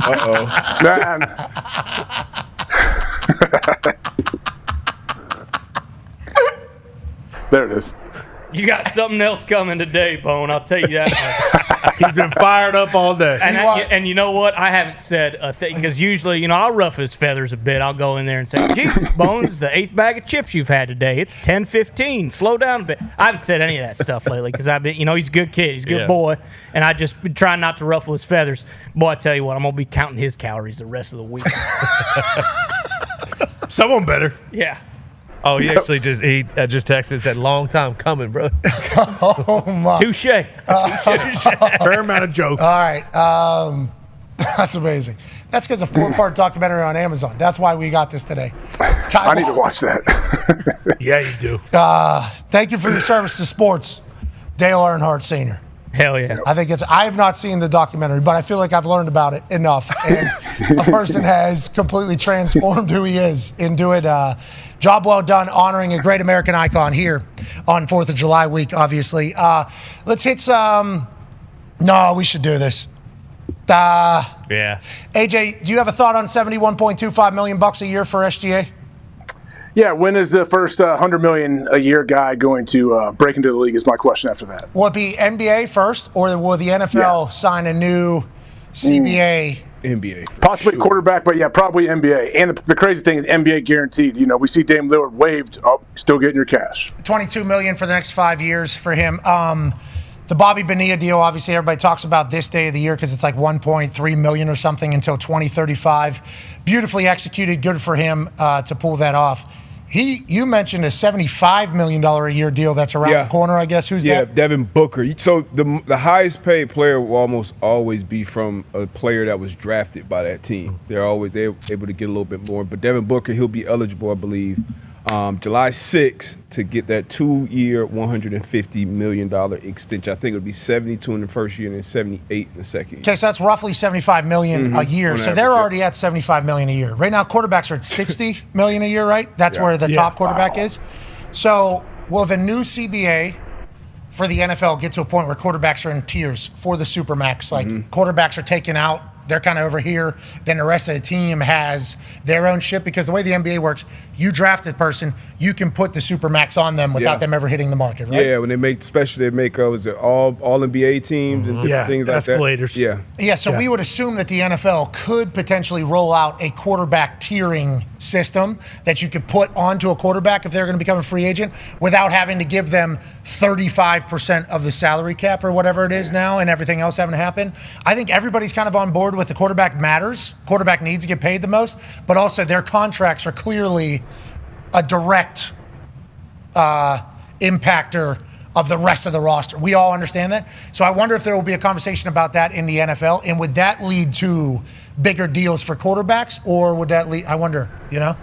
Yeah, would they put a cap? I mean, I don't know. Is there a way you could cap the total that a quarterback could average? I don't know. I don't know what they're planning, but yeah, you got to pay them. You got to have them. It's a great problem to have for NFL teams. Yeah, because I think they could probably have like a super max tier, because they already tender guys, like first round tender, second round tender. Yeah. You could probably have like a super max type thing for a quarterback, a second max if it's a second level, and then you just have to decide that. And then I guess they could probably go to the market and say, hey, we're getting a second offer. Will you give us a super offer? Like, that'd be a way to get them away from the salary cap. But they had that in the past. It was called the Quarterbacks Club. It was like Jim Kelly, John Elway. I think Marino was a part of it. Aikman, Favre. They were doing their own licensing deals. They had their own everything. People were not about that. I think there was a lot of people that were upset about them kind of going to business for themselves. But now we're at the point where it's like, hey, we kind of are, though. They're their own separate thing, and not in a bad way, in a good way. Like, but yeah, when they're that elite and there's a handful of them on the planet that can do that job, like, it's true. Like, they should probably be in their own category. Yeah, like the basketball supermax thing. I think that makes it easier for teams and for players. Like, hey, you're here. We value you. This is what the contract is. It's a super max. We're giving you as much as we can possibly give you. This is how it works. So there isn't any beef or tension there. Now, if you were to give the second max, then there would be, and then you could see it. But the NFL needs their form of that for the quarterbacks, I think, personally. Yeah, and the NBA, I think, in 2 years is going up a decent amount. I think 2026, the salary cap goes to like 180 or something. So by the time like Cooper Flagg is getting his super max, you would think that if he does hit those escalators, that he might be $100 million a year. You wonder with the NFL too. You know, we talk about the quarterback contracts and like the Steelers situation, for instance, where they're not paying a quarterback money, but now they have to think about paying, a pass rusher quarterback money, and then you think about like the Bengals with Jamar Chase, paying him like quarterback money, if you will. I do think you've brought up the percentages before about how a team could allocate a percentage of a salary cap towards a player. Do you think they'll have to do that for other positions too, because the money for those other positions is getting so massive? That's crazy. Maybe that's just a part of like the max, like maybe they just have a new tiering system for what contracts are, and those obviously all scale and change with the league with whatever it is. I assume it would be a certain percentage of the salary cap, but it just, the way these quarterback deals, I mean, especially if it goes up to 65, 70 million. Yeah, it will. Yeah. And now in basketball, obviously 5 guys on the court. Now I know you need 13 guys, 12 guys to win. I know you need that, but I'm saying 5. For football, it's 24 people, 25 people on the field. 11 offense, 11 defense, 3 specialists. Like that is 25 different people that need to get money, let alone the other, 28 people on the roster that need to get paid. So it's not as easy as, I don't want to say it's easy, but you get it. Yeah. It's not the same because there's so many more people. But it's like, I do wonder when the tiering system starts to come to the NFL. Do you think that they would consider like getting rid of the voided years and things of that nature, because it is such a weapon for those massive deals? Like the NHL just did but allegedly in the next CBA, the NHL is doing, you can only do 6-year deals for free agents and 7-year deals for traded guys when it comes to extended contracts. Like, do you think that could be something that might help change the money allocation at least, so you can't just, pay everybody a ton of money and then, 2 years into some of those deals, they're out of them? Well, allegedly hockey is trying to crack down on the teams utilizing the long-term IR, where they pay people and then they don't play, then they're able to bring them back for the playoffs because they go against the salary cap. Their new CBA, they're trying to eliminate the gamesmanship, seemingly, from what it seems like. So let's assume that other leagues will do the same. Like the salary cap gymnastics that's happening right now, and Mike Greenberg was on Get Up Dynamite. For 15 seconds? 35 seconds Yeah, or whatever. 35, yeah. He's like one of the greatest salary cap gymnasts in the history. Him, Veach over in Kansas City. I think there's obviously Bean is in the middle of doing some of it. Mickey Loomis in New Orleans has been doing salary For cap. a long time. Yeah. And it's like, has it worked out? I don't know. That guy loves chewing gum into microphones. We shouldn't judge him for that and only that. But it's like, that's a talent, I think. I do wonder if the other teams that don't have that as well will try to crack down. Who knows? Okay, let's pivot away from sports for a second, and let's go to a game show. Let's go to a game show that's about killing somebody. Yep. Whoa, I don't like that. Yes, you do! You will. Squid Game. Yes, pretty you good, do! D-Butt. Ladies and gentlemen, the official trailer of a movie that our friend is starring in has dropped today. Ladies and gentlemen, The Running Man. Ben Richards, 35, married, one child, in medical crisis. We need money for a doctor now. Ben, watch yourself. Employment status, blacklisted. But there's still a way out for you. It's the biggest show in the country. Bloodlust is our birthright. Set it free. Welcome to the Running Man. People on these games never come back. I'm not trying to get myself killed, so kiss my ass twice.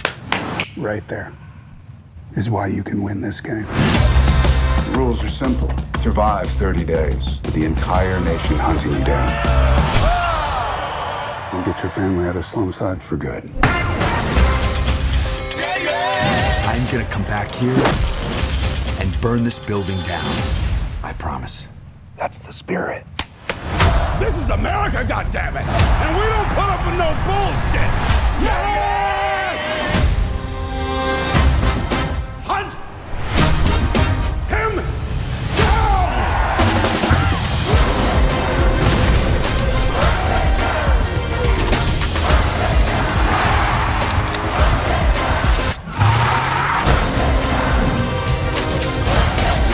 Stop filming me! Have you ever wondered if this game is rigged? Guess we'll find out.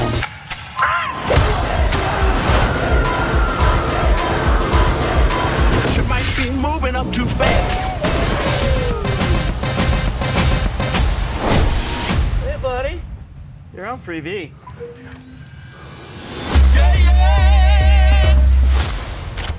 You better run! I got a grenade!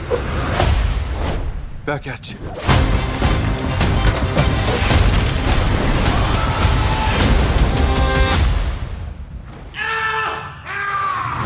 I'm still here, you shit eaters.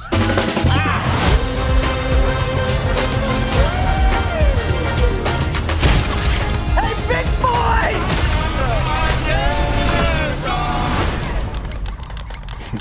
Are you crazy?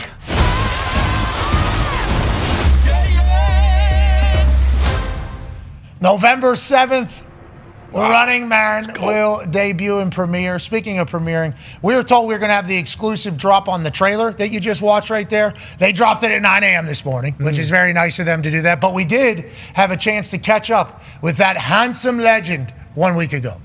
Ladies and gentlemen, a man who's going to be known as a GOAT whenever it's all said and done. You know him from Top Gun Maverick. You obviously know him from Twister. Anyone but you. You name it, when he's on the screen, you can't help but say, damn. That guy's incredibly handsome. Yeah. Incredibly talented. Incredibly jacked. And somehow still relatable. The star of The Running Man. Ladies and gentlemen, friend of the program, diehard Texas Longhorn fan, Glen Powell. Thanks for giving a shout out to the Horns. Appreciate you. Yeah, maybe next year, brother. Maybe, or, no. You're on game day, man. I'm like, Pat, I thought we were friends. And, you know, I forgive you, but we'll get you this season. I'm gonna get your Horns up this season. Well, listen, Archie Manning's at the helm. I mean, there is a lot of reasons for me to be a massive Texas Longhorns fan, but also, you know, that's all business. I just think the game, the way it's going to go, Texas not going to be on top, they're going to be on bottom. But a lot of times, hey, I'm like, boys, hook 'em, you know. Let's dive into your world. Okay, we just saw that trailer.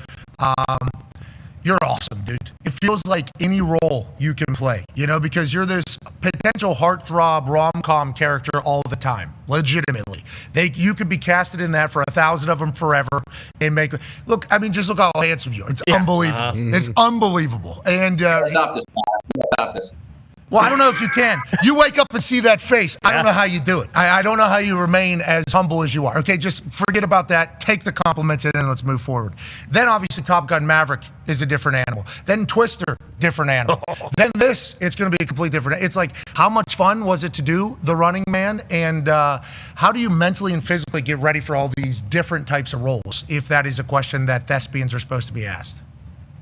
I mean, this is one that was really, really fun because, when you obviously sign on to something called The Running Man, you got to learn how to be a runner, and running on screen is its own complexity. You and I are both friends with the greatest on-screen runner of all time, who gave me some pointers. Drive with the knees. But one of the things that I really got to do on this one is really learn how to be out in front of an action movie and be bulletproof. So getting in shape and for all the hits, when you see this movie, I'm taking every hit in the book. I went through it on this one and it's awesome. I mean, the movie just kicks ass all the way through. Yeah, the trailer's insane. We were very lucky to see it a week or two ago. Then obviously I think there was some final changes before the edit that just ran. It is electrifying. I cannot wait to watch. And this is the ascent continues for you. For you as an actor, for you as a person, how do you view all these jobs? I think there's a firefighter movie that just got added in to the repertoire. Yeah. How do you feel about all these different jobs? Do you feel like you're in the middle of quite a run right now? This is what you've dreamt of, or do you just view it go ahead? It's like the only, I love movies so much. I've loved them ever since I was a kid, growing up in Austin. It's I've been doing this since I was 10 years old, and it's finally kind of now just getting traction. And so, yeah, I'm getting to play all these roles that I've always wanted to do. And I'm getting to work with dream directors like Edgar Wright. Edgar has been one of my favorite directors for a really, really long time. Ever since I saw Shaun of the Dead or Hot Fuzz. I mean, this guy's one of the great directors of all time. And this is his sweet spot. He is throwing fastballs in this movie and just crushing it. So I'm just I really think this movie is just designed for the theaters, and people are just going to be, they're going to walk out of the theater ready to run. The first iteration of this movie was done with Arnold Schwarzenegger, and I hope my knees get the message that you just said after watching the movie Ready to Run, because my knees say, don't run every time I start to run. But after watching you, I assume I'll get back out there and run for my life, which is what you were doing in this particular movie. Arnold Schwarzenegger obviously did the first iteration of the Stephen King novel as did you talk to him beforehand? I believe there was a blessing from Arnold to you to do the movie, and he actually said back then with the budget limitations versus what's possible now technology-wise, he was excited to watch you. He said that publicly. I don't know privately if there was any convos. And do you talk to any other action stars before you do an action movie? Yeah, I think look, with Arnold, what was really fun is we did Expendables 3 together when I was, mid-20s, something like that, out in Bulgaria, which is we shot a little bit of Running Man back at the scene of the crime of Expendables, which was kind of full circle. But yeah, Arnold gave us this full blessing. And that's the really fun part about it is he said, look, the original Stephen King book is awesome. But, he was they kind of took creative liberties and didn't really stick too close to the book. And he's you guys could do this way better than what we did. So he said that publicly and has given his full blessing in this movie. And there's a bunch of Arnold Easter eggs in our movie too. So he's given his blessing. And there's if you're a fan of the Arnold, you'll see some of it in our movie. That's awesome. You're just gonna be running towards a helicopter every time. Okay, I like that. Chopper. Ty has a question for you, Glenn. Glenn, when it comes to a movie like this, and obviously you've been in Top Gun, you've been in some of those really top line movies, but when it comes to doing a remake that a lot of people love, is there any anxiety or I don't know, a need to really fulfill what audiences want? Because when this comes out, there's going to be obviously people that love it, but if it doesn't go at like it could, I guess people are going to say, oh, this should have never been remade. This is a pile of shit. And I don't think that's the case, obviously, with you and Edgar Wright. But is there a sense of oh man, I really need to nail this so that whole conversation doesn't get started? Yeah, at the end of the day, I learned a lot of that when I was making Top Gun. you learn that there's like a reverence whenever you're taking sort of something that means a lot to people. You have to figure out a way to improve upon it, update it to modern sensibilities, and always try to beat your time, so to speak. And Edgar's like the perfect director for this. I really feel like, again, we had the best team around this thing to really make this thing pop. So, I'm not just saying this, like we really deliver on this one. So I'm not worried about those sort of reactions. I feel very confident that audiences are going to walk away happy, even the loyalists. Glenn, I've only known you for a few years. Anything you do, yeah, gold. You do well. Yeah. So we are a believer that if Glenn likes the script, it's going to be good. If Glenn's in it, it's going to be good. I think that is a massive compliment to you from all of us that don't know as much about the movies. But obviously, you talked about Top Gun there. Huge, and you talked about running on screen. Huge influence in our life. Yeah. I couldn't even imagine yours. Connor has a question. Yeah, hey, man, we talked to TC, the GOAT, and he kind of dove into his preparation, his acting process when getting ready for a role. Was there anything you picked up from TC, that you've carried along with you over these past few years when getting ready for movies and preparing for specific roles? I think the thing that I didn't really anticipate is when you take a hit on screen, you're actually absorbing that hit, right? You may not actually be getting hit in the face, but if you're falling over a table, you're falling over a table. If you're falling off a rooftop and hitting the side of a building, that's exactly what's happening.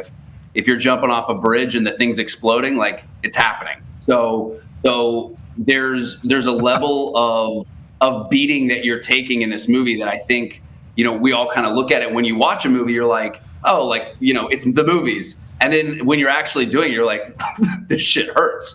And so I think the one thing that Cruise really prepared me for was really just making sure that I was as bulletproof going into that fire as possible. And I really, really appreciate it because I needed it. Yeah, I understand we're going to the next scene when we're watching a movie. And yeah, I just went through a wall. Yeah, well, look at that. The running man goes through a wall. Wow, let's go to the next scene. I actually went through that wall right there. Like, let's have a moment for when I hit the wall. And then that's what you're saying. Any injuries? I mean, look, you definitely get some, cuts and nicks along the way, but nothing we can't handle. Just a little soreness. Not a little soreness, but I assume that did take a little bit to get used to. I can't wait to see how shredded. My God. You remember him, where were we at? We were down at the Cotton Bowl, I believe. Yeah. Yeah, and Texas, Oklahoma. He had the beater on. I did my Pat Black tank. And we were all in. And we were all in flight suits. Yeah. Yeah, but you were absolutely so Josh. Sun glistening. I mean, it was like 1,000 degrees. Vascularity. So much vascularity. Wow. Yeah. I mean, you were just so jacked out there. I couldn't even imagine for running, man. Oh, God. I couldn't even. He's going to be just shredded. Like Arnold. It's going to be gross. That's going to be a little Easter egg. That's one of the Easter eggs. Yeah, the Easter egg is that you. Exactly. I stole Arnold's biceps for this movie. Yeah. Oh, I can't wait to see that. God, somehow Glen Powell only gets better. Tone has a question for you, Glenn. Yeah, Glenn, first and foremost, if you can feel it, chase it. Hell yeah. Needed that. Holy shit, That's Glenn. a big moment. That's his. Yeah, that's a big moment for him, Glenn. That's a big moment. Oh boy, you have no idea. I needed that. I'm gonna need 5 minutes after this is over too. See you boys later.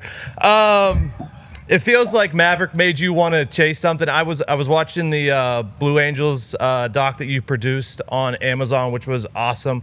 It feels like you're chasing that cockpit again, so that's really kind of the big question moving forward, because I know Top Gun 3 rumors are out there. When are we getting back in the cockpit? That's up to TC. I mean, he probably gave you guys more information than I have, but we're definitely moving towards another trip to Miramar pretty soon. So I'm not exactly sure where that'll land me, but it'll. I'm very excited to get back in the jets. All right, so by the time the movie comes out, November 7th, I believe, 2025, Yep. What will we be saying about the Texas Longhorns then? Well, that'll be post OU. That'll be post Ohio State. We're gonna be moving. That'll be around some really, really big games. So I'm feeling pretty good, guys. I'm feeling confident. Just ran into Sark. We got a hell of a squad. Our recruiting keeps getting stronger and stronger. So as long as I can get Pat's Longhorns high and strong. Don't you do it. Don't you do it. Well, hopefully we cross paths at some Longhorn games this fall. That's what I'm hoping. Yeah, your life. How are you scheduling long-term life? We saw you had 8. At the time of this conversation, you had 8 things in the works. I think you're even writing a movie alongside Judd. I think you got a lot of things happening. And this is obviously, we talked about at the beginning, the dream. But I know all these projects take like a lot of time and then travel. And I think you were living in Europe for a bit. Who knows? I don't know where you are now. It's like, how do you project what the future looks like? And are you just fully committed to the business? I feel like, Clooney, whenever he was on his run, disappear, gone. Mm-hmm. Leo, when he's gone. TC, gone. Just like out of sight, out of mind, basically, out of life, I think, because you're working. Is it becoming like that for you, or are you still trying to remain a human every once in a while? Oh, man. Well, the best part is, like, I have my friends. I'm in Glasgow, Scotland. I just had some friends come and visit me here. I'm going back to London. I got a lot of friends shooting in London. I got my family coming out and meeting me there. So even though I can't be back home in Austin, Texas right now, I can have a lot of my friends here. So it always feels like there's home around. So I'm not isolated. I'm not getting a chance to like lose my sense of life and adventure. I take fun weekend trips and stuff like that. So we still have a good time. Like we just went to Bordeaux the other weekend and rented some race cars and just hauled ass through the French countryside. So I'm still living life. I'm still having fun. Life's pretty good. Life's pretty good. Yeah, we rented some race cars, one through the Bordeaux country. I didn't even know that was an option. Sweet. Happy to hear that. And my favorite part is Chad Powers comes out this fall, and so I get to build my entire press schedule around Chad. I get to just live at Texas Longhorn games as part of introducing the show to everyone. So I'm feeling it. Isn't it amazing? Isn't it amazing that Glenn signs up for a character, that they're trying to make him look like an asshole? Yeah. Big nose with terrible hair. Somehow, it's going to be a sex symbol. Oh, yeah. That was good. Somehow. I have no idea how. Can't wait to watch. Can't wait to see you promote that movie. Can't wait to see how much The Running Man's beloved. All your other projects are going to be smash hits, and we're incredibly pumped and happy for you, man. Sports guy doing great things in the movies. We appreciate the hell out of you. No, I appreciate you guys. Thank you guys so much. Obviously, big fan of everything you guys do. And, hope to see you guys a bunch this fall. Do it. Keep them up, baby. Keep them up. Don't you dare. You're the man. Ladies and gentlemen, future GOAT. Incredibly handsome. Yeah, very handsome. Charming. And fit. This guy's going to make you go run after watching his new movie, The Running Man. Ladies and gentlemen, Glen Powell. Thank you. Yeah, Glenn. Shout out to Glen Powell for joining us last week. Obviously, he pops on the screen, and it's just like, yeah, this dude's unbelievably attractive. It's outrageous, AJ. Him, Jesse Palmer, I forget who else. There's like a couple dudes that have walked by, and you just go, holy shit, this guy's supposed to be supposed to be what he is. And he's so cool, so humble. Him living in Scotland, going to London, he's fully committed, obviously, to the business that he's in. And he's a rocket ship to the top. Ain't that right, Ty Sr.? Yeah, without a doubt. If he wants to take that rocket ship really out of the Milky Way and into galaxies we've never seen, I've been saying it for a while now. I think it's time. Listen, I love Barry Pepper's rendition of Dale Sr. a couple years ago. It was actually an ESPN movie. I think Glenn needs to grow the mustache out, and I think we need a full-fledged. You think he should do like F1 did their movie with Brad Pitt? You think Glen Powell should do a NASCAR? Oh, yeah. I ain't talking NASCAR. I'm talking Dale Sr. biopic from the time he was a wee little boy. In Kannapolis. Exactly. All the way up to, winning, cup after cup after cup after cup. I believe he won 7 Winston Cups. No big deal. I'd like to see that. Maybe his relationship with Junior, too. I mean, I think it's time we get to that point. So, I don't know, Glenn, if you're listening, grow the stash out, and, we know you're a writer. Maybe you pen that yourself. He's a little busy, obviously, with a lot of things, and if he was to do another Dale Earnhardt biopic type thing, we would obviously watch. We'll watch anything he does, because in there, I told him, you make good selections, seemingly. Like, he's a part of good movies. Seems like that is kind of a narrative that's building about him. And the Running Man thing looks sweet. That trailer was outrageous, AJ. Josh Brolin, too, is a great character I saw in that trailer. Anything Glenn does right now, it seems to go to the top. I just hope Glenn, it sounds like he is enjoying himself. Riding fancy cars, driving fast cars through Bordeaux. That's not real life. That's a set of a movie, and Glenn is living that day to day right now. So I hope he's truly enjoying it because he's living it's a great time in his career. That's for sure. Oh yeah, we went down to South France and we actually raced race cars through the countryside. Yeah, what's that? You find that on Yelp? Is that on Yelp somehow? How'd you figure that out? Movie looks fire. Movie does look fire. Yeah, it looks very Stephen good. King. It made me think about the college football season there. Whenever you showed That that was clip awesome. of us Seeing the clip. I forgot about that almost. That's soon. Oh yeah, very soon. College Real football is soon. That is NFL. I mean, it's July right now. It's July. I mean, if you're in the College game NFL, day- you're thinking about camp already. Yes, exactly. You're definitely thinking about all right, I got to figure out how to hit the weight that I need to get at if you're out of shape, or you need to, or some people think, okay, I need to sustain where I'm at right now for just a few more weeks. I mean, we're getting into it right now. It's July 1st. Yeah. That's unbelievable. August 30th, I believe, is the first college game day. Is that right? That's Ohio State and Texas. I wonder if Glen Powell will be there for that. Yeah, it's week one. The week before that is the Ireland game too. So we're Week 0. we're not too far away. Okay. Friday, July 4th. I mean, of course, July 4th. Happy birthday, America. Happy birthday, America. Happy birthday, Dale Sr. But also, only 61 days away. So, first game is September 4th. So, you get to that July 4th. Remember when you're waking up, hey, we're basically just 2 months away, baby. You know, it carries through the summer. What's that? Well, you got baseball. Sure. You got W.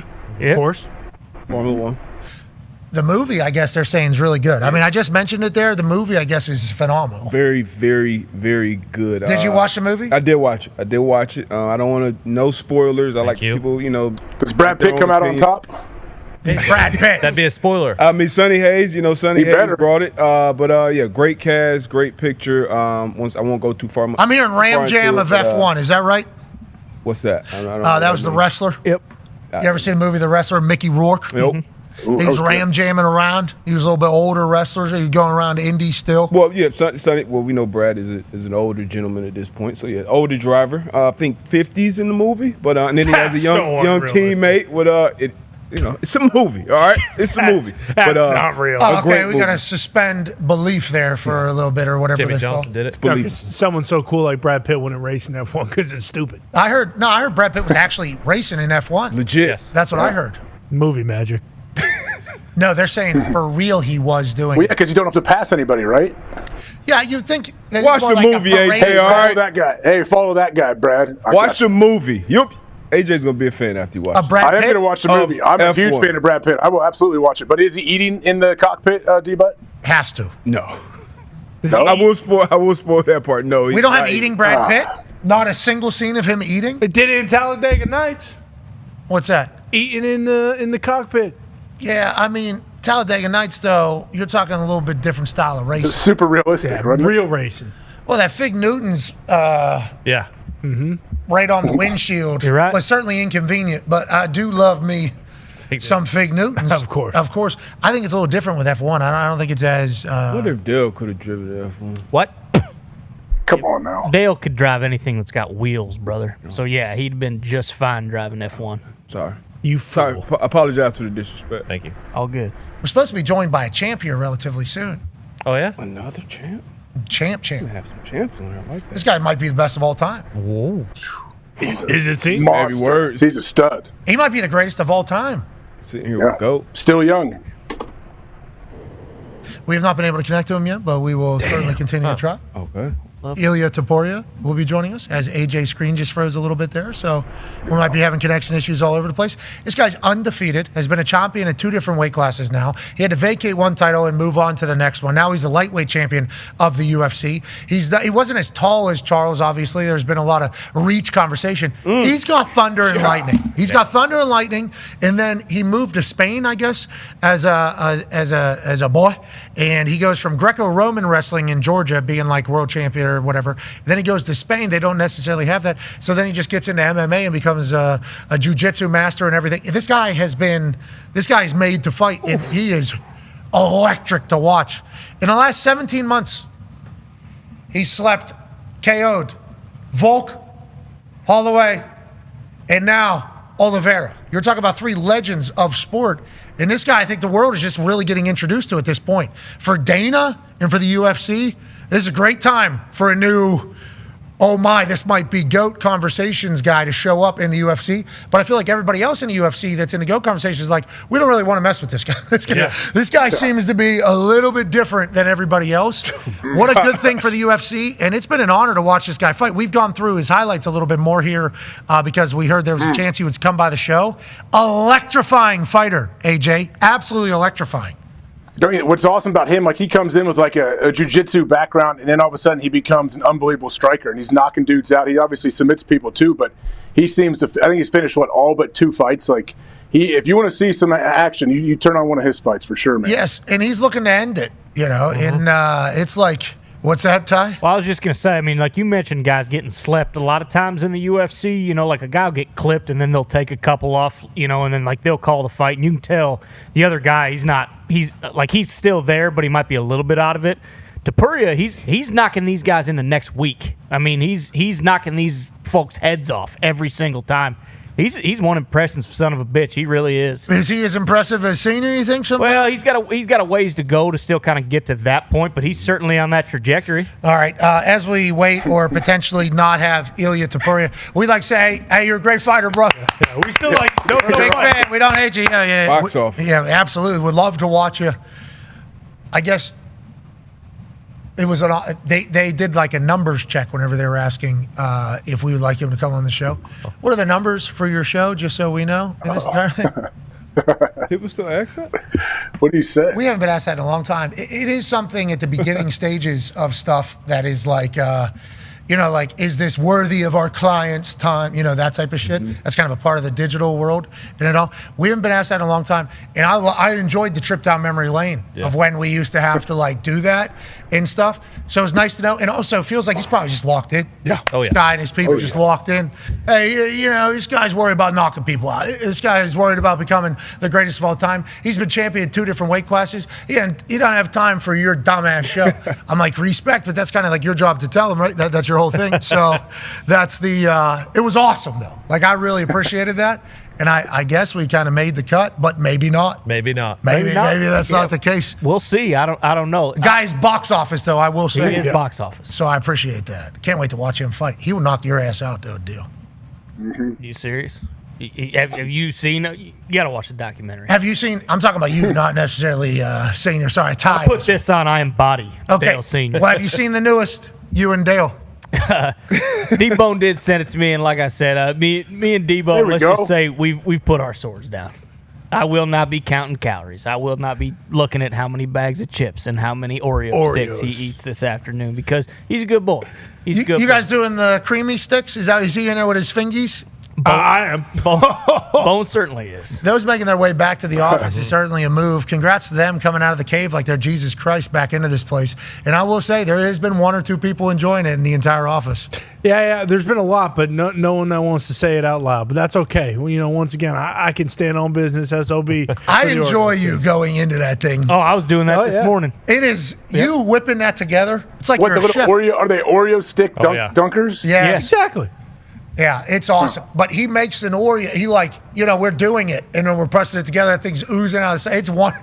It is like a little project. It's like a little craft. And I'll tell you, I might have had one.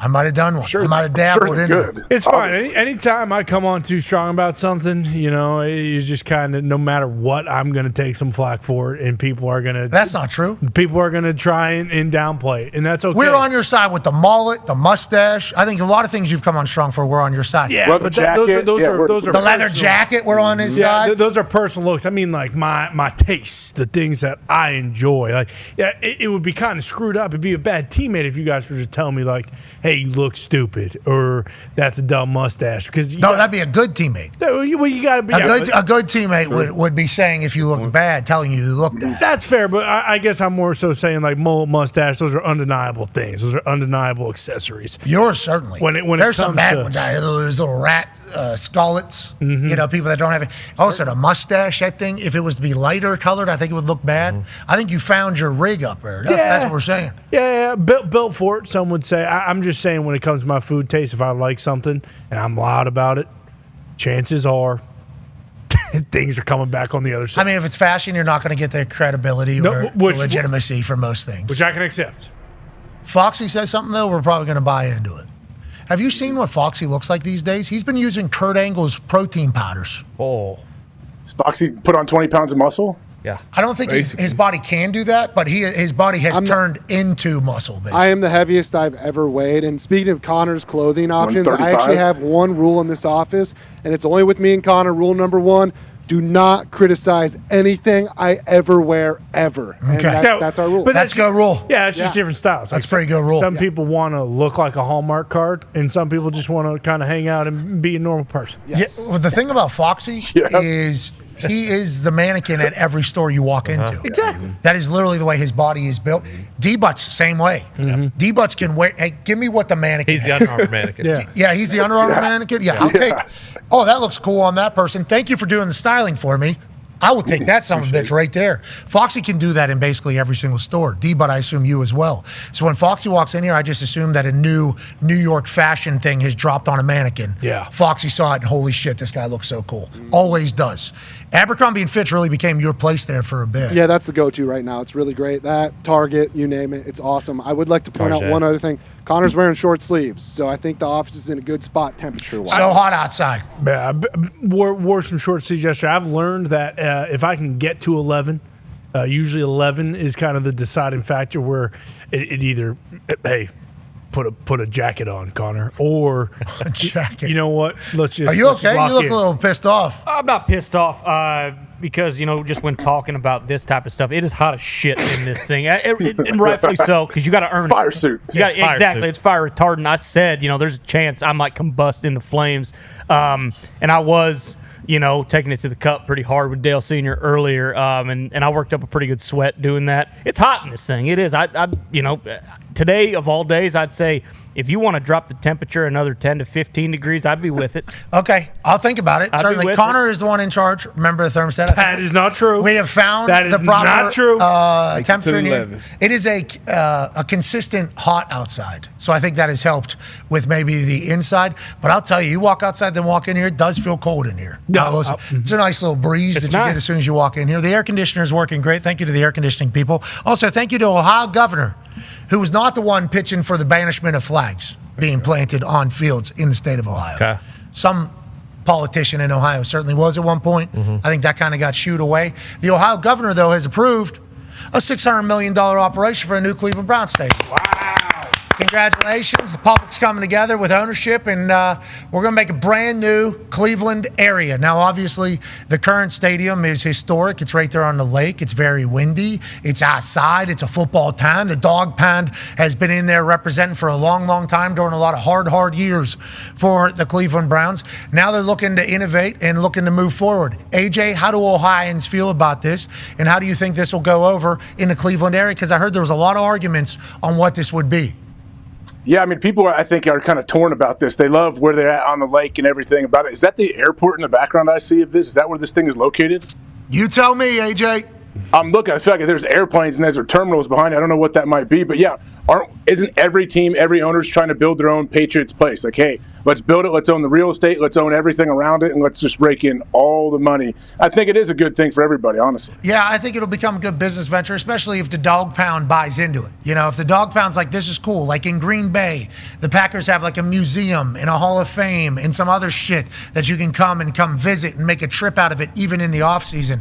If Cleveland does that, which we assume they will, with stores and everything else, hotels, places to stay, it's like you can make your Cleveland Browns football team an actual like getaway as well, which is what all these teams are trying to do. Yeah, the number surprised me. I feel like it's much lower than I would expect for a new. And then it's a dome, right? Not retractable. It's a straight dome in Cleveland. It's going to cost way more than that, obviously, right? Yeah, I wonder how much Haslam's given up. I assume that's the conversation. Yeah, but dome in Cleveland, completely opposite. That's weird. Yeah, very, very, very weird. But at the same time, I mean, the shit that they've been doing ain't been working. So completely different. I know there are some people who just love football indoors, football in a controlled climate.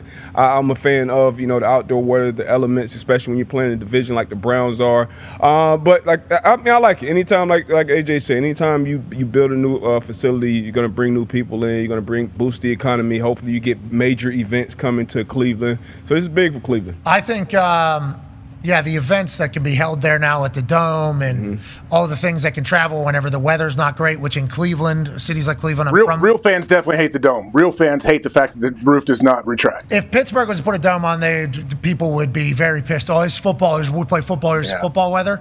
And then who knows what the concerts would become, how would that would all go. But in Cleveland, I feel like that was the biggest argument, is football is supposed to be played outside, and then we'll have like a Thanksgiving or a November, December game where there's a blizzard and everybody's like, this is football, this is awesome, this is awesome. And then in some of those cities, they eliminate the opportunity to have that. And then people like Buffalo was having this conversation as well with everything. It's like, what's feasible? What makes sense for all year round? Do punters have a vote? Because if they do, let's put a roof on this thing. Let's go ahead and put a roof on everything. Quarterbacks probably feel the same way. That's a tough decision to make, especially with how much money's being spent. As we have 1 minute left, and Ty Sr. takes it away. Well, I was just going to say, you talk about identity. Obviously, people want to be outside. Like this to me, this just kind of feels like how would you feel if Dale Sr. was, driving the 24, Rainbow Sherbert car? Cool. It'd just be weird. That's not his identity. It's Rainbow Warrior. But whatever, because Jeff Gordon, respectfully so, he's never going to be on the level as Dale Sr. You know that. I know you. Fair. Jeff Gordon. But I was just going to say, especially when you're playing in that division, you're going inside. Like that's a massive advantage to a team that has Lamar Jackson as their quarterback and Joe Burrow. Whereas, you're playing in the elements late in the season, you might mitigate a little bit what those guys do. Not so much anymore playing inside a dome. That's a good call, Senior. Any message for the fans watching on TV as we head into digital here? Yeah, pretty simple. 4th of July weekend coming up. Praise Dale. Raise hell, baby. You really don't need anything else. USA all the way. God bless America. You nailed it. Senior. Yeah. Thank you. Thank you. Back to the checker flag. How do you think the Earnhardt family is going to react to what you did today? So pumped. To be quite fair, I have no idea. I'd hope that they would. The second photo, if we could pull that up, I think they'd probably be a little bit more. I think you're right. I think you see the first photo, you're thinking, who is this fat slob, and what's this guy doing dressed like my papa, or my brother, or whatever the case. My husband. My God. A lot of people saying that as well, but. I don't know. I hope that they understand this comes from the deepest part of my heart, and it's the most personal homage I could give to the Earnhardt family. And the documentary. Obviously, it was incredible. Again, I cannot. Nice reminder, I think, right? Don't you think that's what it was? Well, because, I vividly remember, no bullshit, going to school following when Dale Sr. died in the Daytona 500. I still remember everything about that. I want to say I actually wrote a story in my 5th grade newspaper about that. So, to be able to kind of go back and relive that when I'm an adult now, all these years later, it is cool because he was a goddamn American icon. And I think people have forgotten that as the years kind of go on, and NASCAR's kind of become what it's become. And I think I saw a lot of the hardcore fans were saying, back when Dale Sr. was running the roost, that's when racing was racing. And that's when NASCAR was NASCAR. Now it's a little bit more commodified, and you got the Joey Logano's bitching about everything. You've gone at the Logano's. I don't like Joey Logano. He bitches about everything. He acts like he's a tough guy, and then you get one of these guys. Back in the day, Dale Sr. would have got out of the car and been like, all right, punk, I'm going to fucking knock your teeth out, and then we'll see if you're going to be bitching and flapping those gums a bunch. But nobody's really doing that anymore, like they were. Roddy, Kyle Busch. Well, yeah, I know KY still but the problem with KY is the way his car's running right now. You can't really be swinging on guys when you're finished at 24. I got a Kyle meal. Well, yeah. Right? Yeah, yes. The chicken tender combo with the biscuit and the mac and cheese and the green beans, it's delicious. But you can't really be calling guys out and swinging on guys when they're getting top fives and you're finishing, in the 20s because you're not his fault. Car just ain't built for it. Yep. But I think that, like I said, there just ain't a lot of guys like Senior out there running today, and I just wish there were. So anyone who is a big NASCAR fan, if you haven't watched it, check out the Senior documentary. You have to. And it's right there on Amazon. Exactly. And Four-parter. The NASCAR season's happening right now, right? They had a race on Sunday. I think that was a very good race from what I've been told. Because anytime a good race happens in NASCAR, I'll get the NASCAR Twitter will be like, hey, Hey, I saw that as well. They called it like maybe the greatest race in NASCAR history is what I saw. On Sunday, yes. I was getting a lot of those tweets as I well. saw that. And I think they posted a picture from like a movie, what like a finish would look like in a movie. I think there was potentially a winner by like this much in NASCAR. Yeah, I didn't research it, but I just saw the tweets. Yeah. I read all the tweets and said, all right, NASCAR had a weekend. And then that's on me. I think somebody got traded. Yeah. Somebody got It's kind of how it works. Jalen Ramsey got traded to the Pittsburgh Steelers. Wait a minute, NASCAR. Oh, yeah. And then I just got distracted. You know, that's 100% on me. NASCAR's in the middle of their season. F1, driving around courses. Yep. Silverstone, British Grand Prix this weekend. IndyCar, what's going on with IndyCar? I don't think they do that anymore. Brad Pitt's a big fan of it. Yeah, no, I thought they're still going. Yeah, Brad Pitt was looking forward a couple weeks ago. Yeah, Brad Pitt said he started watching F1, I think, is how he got into it. Then he started watching IndyCar, and he said, I love now that's right. That's open wheel. That's what he said. Did you hear He it? didn't say that. He didn't. He was literally just driving the McLaren last week. Yeah, but that's for the F1. You know, promoting the movie. He wasn't. Don't be a mark. You know, I'm a mark. I am an F1 mark. I'm getting into He it. didn't say that. I'm boy. getting into it too. He did. Once you watch this movie, you have great respect for it. You'll see why it's the pinnacle. For Brad Pitt, he is the pinnacle. We have Some will say. We have respect love for Brad. F1. I think it's a spectacle, a festival. Like you got to understand. It's not about the racing. Like the reaction stuff that the drivers do is super impressive. Like when they were in Miami, the driver with Tyreek Hill, they did it, and the driver was so much better reaction time wise. Like I have respect for the drivers. It's just considering it racing, it is hard to consider because they don't do the passing or anything. Like NASCAR. Like the reason NASCAR was electric this weekend, the finish. I think it was 3 wide. I think it was either 3 wide or 4 wide.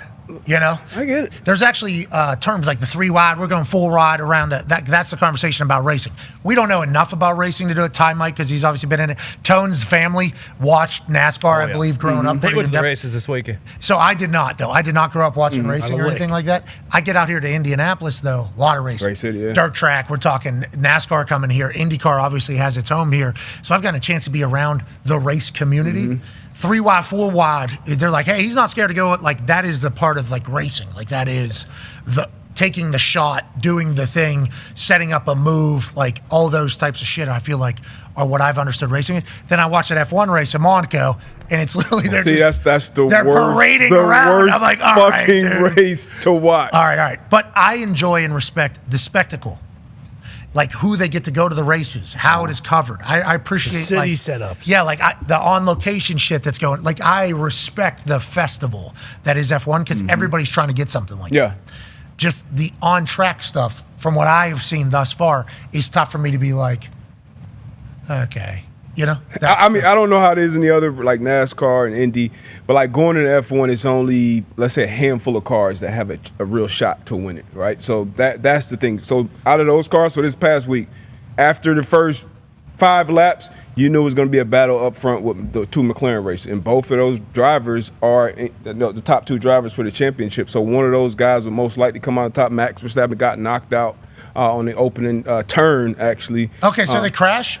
They definitely crash. Or they, how? Just run into each other's back like this? It's real racing, man. Just slip on like a banana, like drive over a banana. It's real fucking. It ain't rubbing and racing. Somebody like hits the blue shell up there, Vander stopping, catches one. I mean, you're not getting what you're getting in NASCAR. Like, let's go back to '86. We got the pass in the grass with Dale. You know, someone nudges his back end.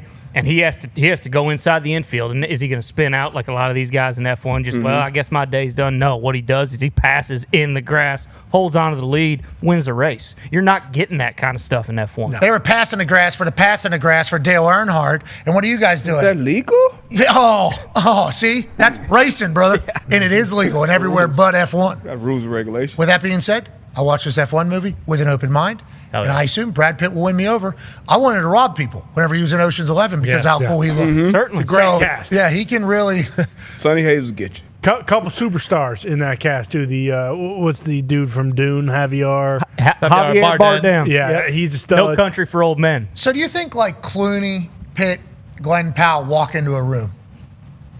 Do you think there is like a hierarchy. Like we're too attractive type conversation. Do you think like we're too good to be? We're too good looking to be here. You think? Yeah. Do you think they're trying to alpha each other too? Like he is. Do you think they are? No. I think they tier themselves, and they're more so like walking over like, hey, we did it. Look at us.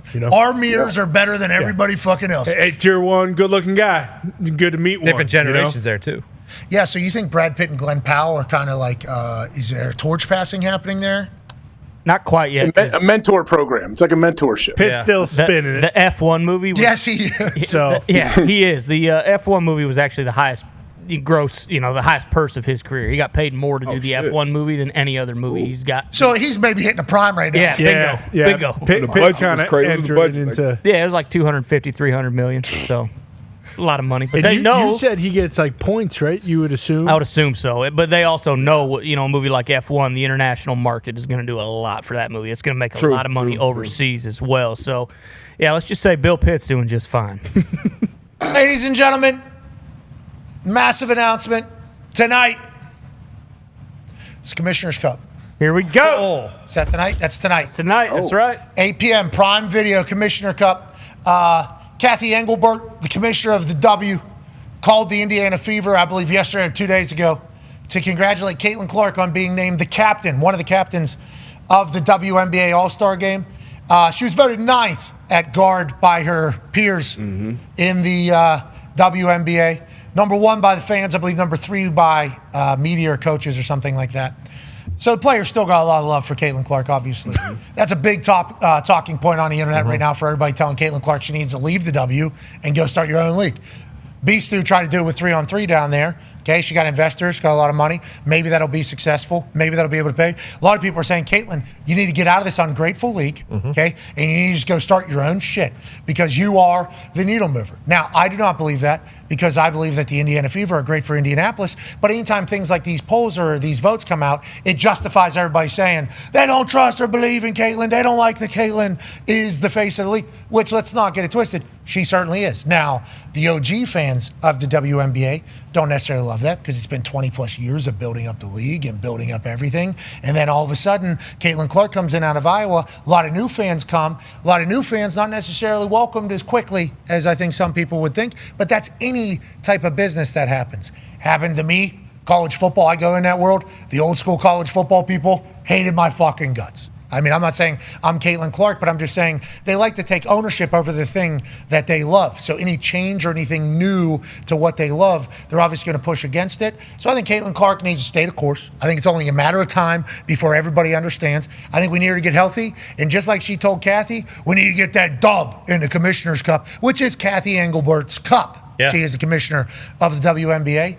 So I'm pumped for the Fever. Is Caitlin playing? That's the question. Don't know. Probably not. Being an 8.5-point dog, you'd imagine she's not, right? Minnesota Lynx current champs? No, Liberty are current champs. Yeah. Yes. Yeah, but but the Lynx are very good, yeah. Very good. They have Collier's the favorite to win MVP. UConn. Okay. Yeah. Well, good luck to all parties. If Caitlin plays, obviously that would be... Breaking news 1 second ago, Caitlin is out. Oh, no. All right, let's take our graphic off there. Put their graphic up. Yep, there it is. Okay. What if they still win? They will. They got a good team. Kelsey Mitchell could go off again. Commissioner Cup. Kelsey Mitchell. This does feel like a big Kelsey Mitchell game. She'll play well. Yeah. I mean, making it to the finals. That's pretty awesome. They need it. Pacers did. They're fighting for a playoff spot right now. What do you mean they're fighting? It's the Indiana Fever. Boston can go off. I think they're in 8th or 9th. Aaliyah can go, especially if they play. Stephanie will have a team. Coach Stephanie will have a team ready to go. They're in 8th or 9th. How many teams are it? I have no idea how many teams there are, but I know 8 make the playoffs, I think. I could be wrong about that, too. 15 now because they added the Valkyrie? Listen, I understand the MLS let Lou Messi not make the playoffs. Okay? I understand that. The NBA created these bubble games. The NBA is like, you know what? Actually, we can get a play-in game. We can, because they're trying to get their Zion. They're trying to. It was all for Zion. At the bubble, and then it all just kind of playoffs. We need right. We need that. Could you imagine Caitlin not making the playoffs for the WNBA? Remember what happened last year whenever they got out of the playoffs? That would not be good. Look for Kathy Engelbert, the commissioner, to be. We're going to have a super duper play-in open. to get into the playoffs. I think this is a motivator. Being voted ninth, because like Tyrese, when he got voted most overrated. Got a little hate for Indiana. I think it'll fire up a little bit more. I mean, she's already fiery competitor, but yes, it will. New shoes. 8 teams make the playoffs, so they're right on that bubble right now. Her shoes sold out. The Kobe's. Less than a minute. Sick. Sick. She is electrifying when she's playing. Oh yeah, box office. She gotta get healthy, man. Need her. Yeah, need to stay healthy. Need her. This city of Indianapolis needs her. Yeah. Every team that the Fever play against need her. Ticket prices whenever she's playing. Hello. Ticket prices whenever she's not playing. Goodbye. They're talking about expansion, adding teams. Yeah.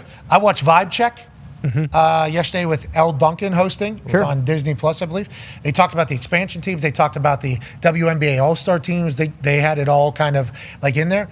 If the WNBA, with Caitlin's help, assistance, obviously, can actually like go, why not the Indiana Fever being the driver? It'll be dope. All-Star games here. I know you haven't been in the regular folks airport in a while, but sweet basketball court out there. Really? You hooping? Oh yeah. I mean, if it was full court? full Yeah, court, same as last Full year. court. Yeah. They don't let you hoop on it, unfortunately. Yeah, no I tried to basketball get a couple There's buckets. a plastic shield on the bucket.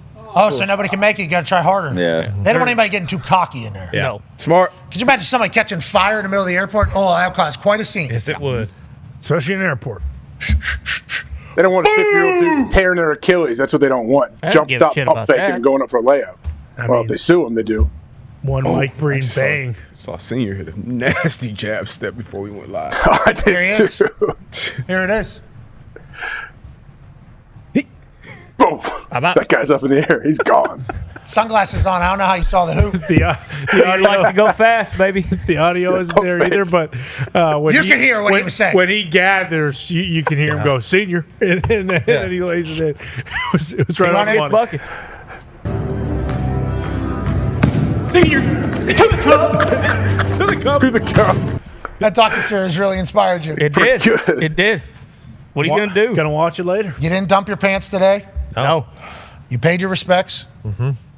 Pretty good day, I Pretty think. damn good. When did it Tuesday, become the I'd say. plan, Ty? When did this become the plan to be Ty Senior? Like what time? When you didn't feel like changing, getting out of bed this morning, right? Exactly. Is that why? Yeah, I didn't shower this morning getting out of bed. And I had the sunglasses on already, obviously the mustache and whatnot. So yeah, this is kind of just like if I can bite off Tony earlier to Glen Powell. Sometimes if you feel it, you just chase it. And That went really well, too. did it. He's in a different mind frame, different movie. They might have a new one for this upcoming movie. It's something that had to be done, but boy, did he fucking hate that. It feels like that's an OHIO situation. Yep, for sure. like AJ. Yeah. The amount of, if you could feel it to Glenn Powell's I as figured he's he probably walking around. never heard that before. You had to do it. I mean, I had the straw hat on. And I mean, the worst part was that Tony just hit him with the "if you can feel it," and all he got in return was chase it. You chase it, buddy. Yep. I get in a Scottish accent over here all the time. Yep. Yeah, I appreciate you watching Twister, bub. We get it. That's basically. Yeah, that's what he said. Unfortunately, it That's sucks. basically what he said. Dude. 'Cause I love Glenn, but I hope I never see him again. No, you need to run that back. We need a better interaction there. I think, yeah, because I think we'll gas it up. Yeah. We'll make sure you get a Exactly. Yeah, that's why I will walk the other way. You need to. No, in a good way, we'll gas it up. Not in a bad way. We need to find him somewhere where you can somehow get about 6 to 8 whiskeys in him. And then you run that back, and he's going to scream, chase it at the top of his lungs. That's what I'm saying. It needs to be a more relaxed atmosphere. Yeah. He's in the middle of running man. Tired as shit. Yeah, he was. Needs to be hanging off a ramp, Yeah, with your hat on. Yeah, there you go. And then you just so happen to be on the side of the road, just like you were in the national championship whenever you wanted to, or in the playoffs when you wanted that high five, and they left you hanging. This time, you're just going to poke your head out. He's going to be hanging off a Ram truck, and you're going to say, "Now's the time, bud. If you can feel it," and then he's going to give you a big one. And you're going to get that full moment. Yeah, maybe. For sure. The photo? Probably not. Your head poking out like this, and him. And Glenn. What a moment that's going to be for you. We practiced one time. It didn't go well. Mm-hmm. Yeah, I am not doing that again. Shoot. Come on. The second time's That's why it's gonna be called 100 practice. times better. Yeah. We have some breaking news. Julie Van Loo won gold in Eurobasket for Team Belgium, and then she flies back to the United States to report to Valkyries. What is this, Gumpy? People are pissed off because she went and played for Belgium. She's flying back after they won, missed the celebration. I guess she got released while she was on the flight back to the Valkyries. She got released.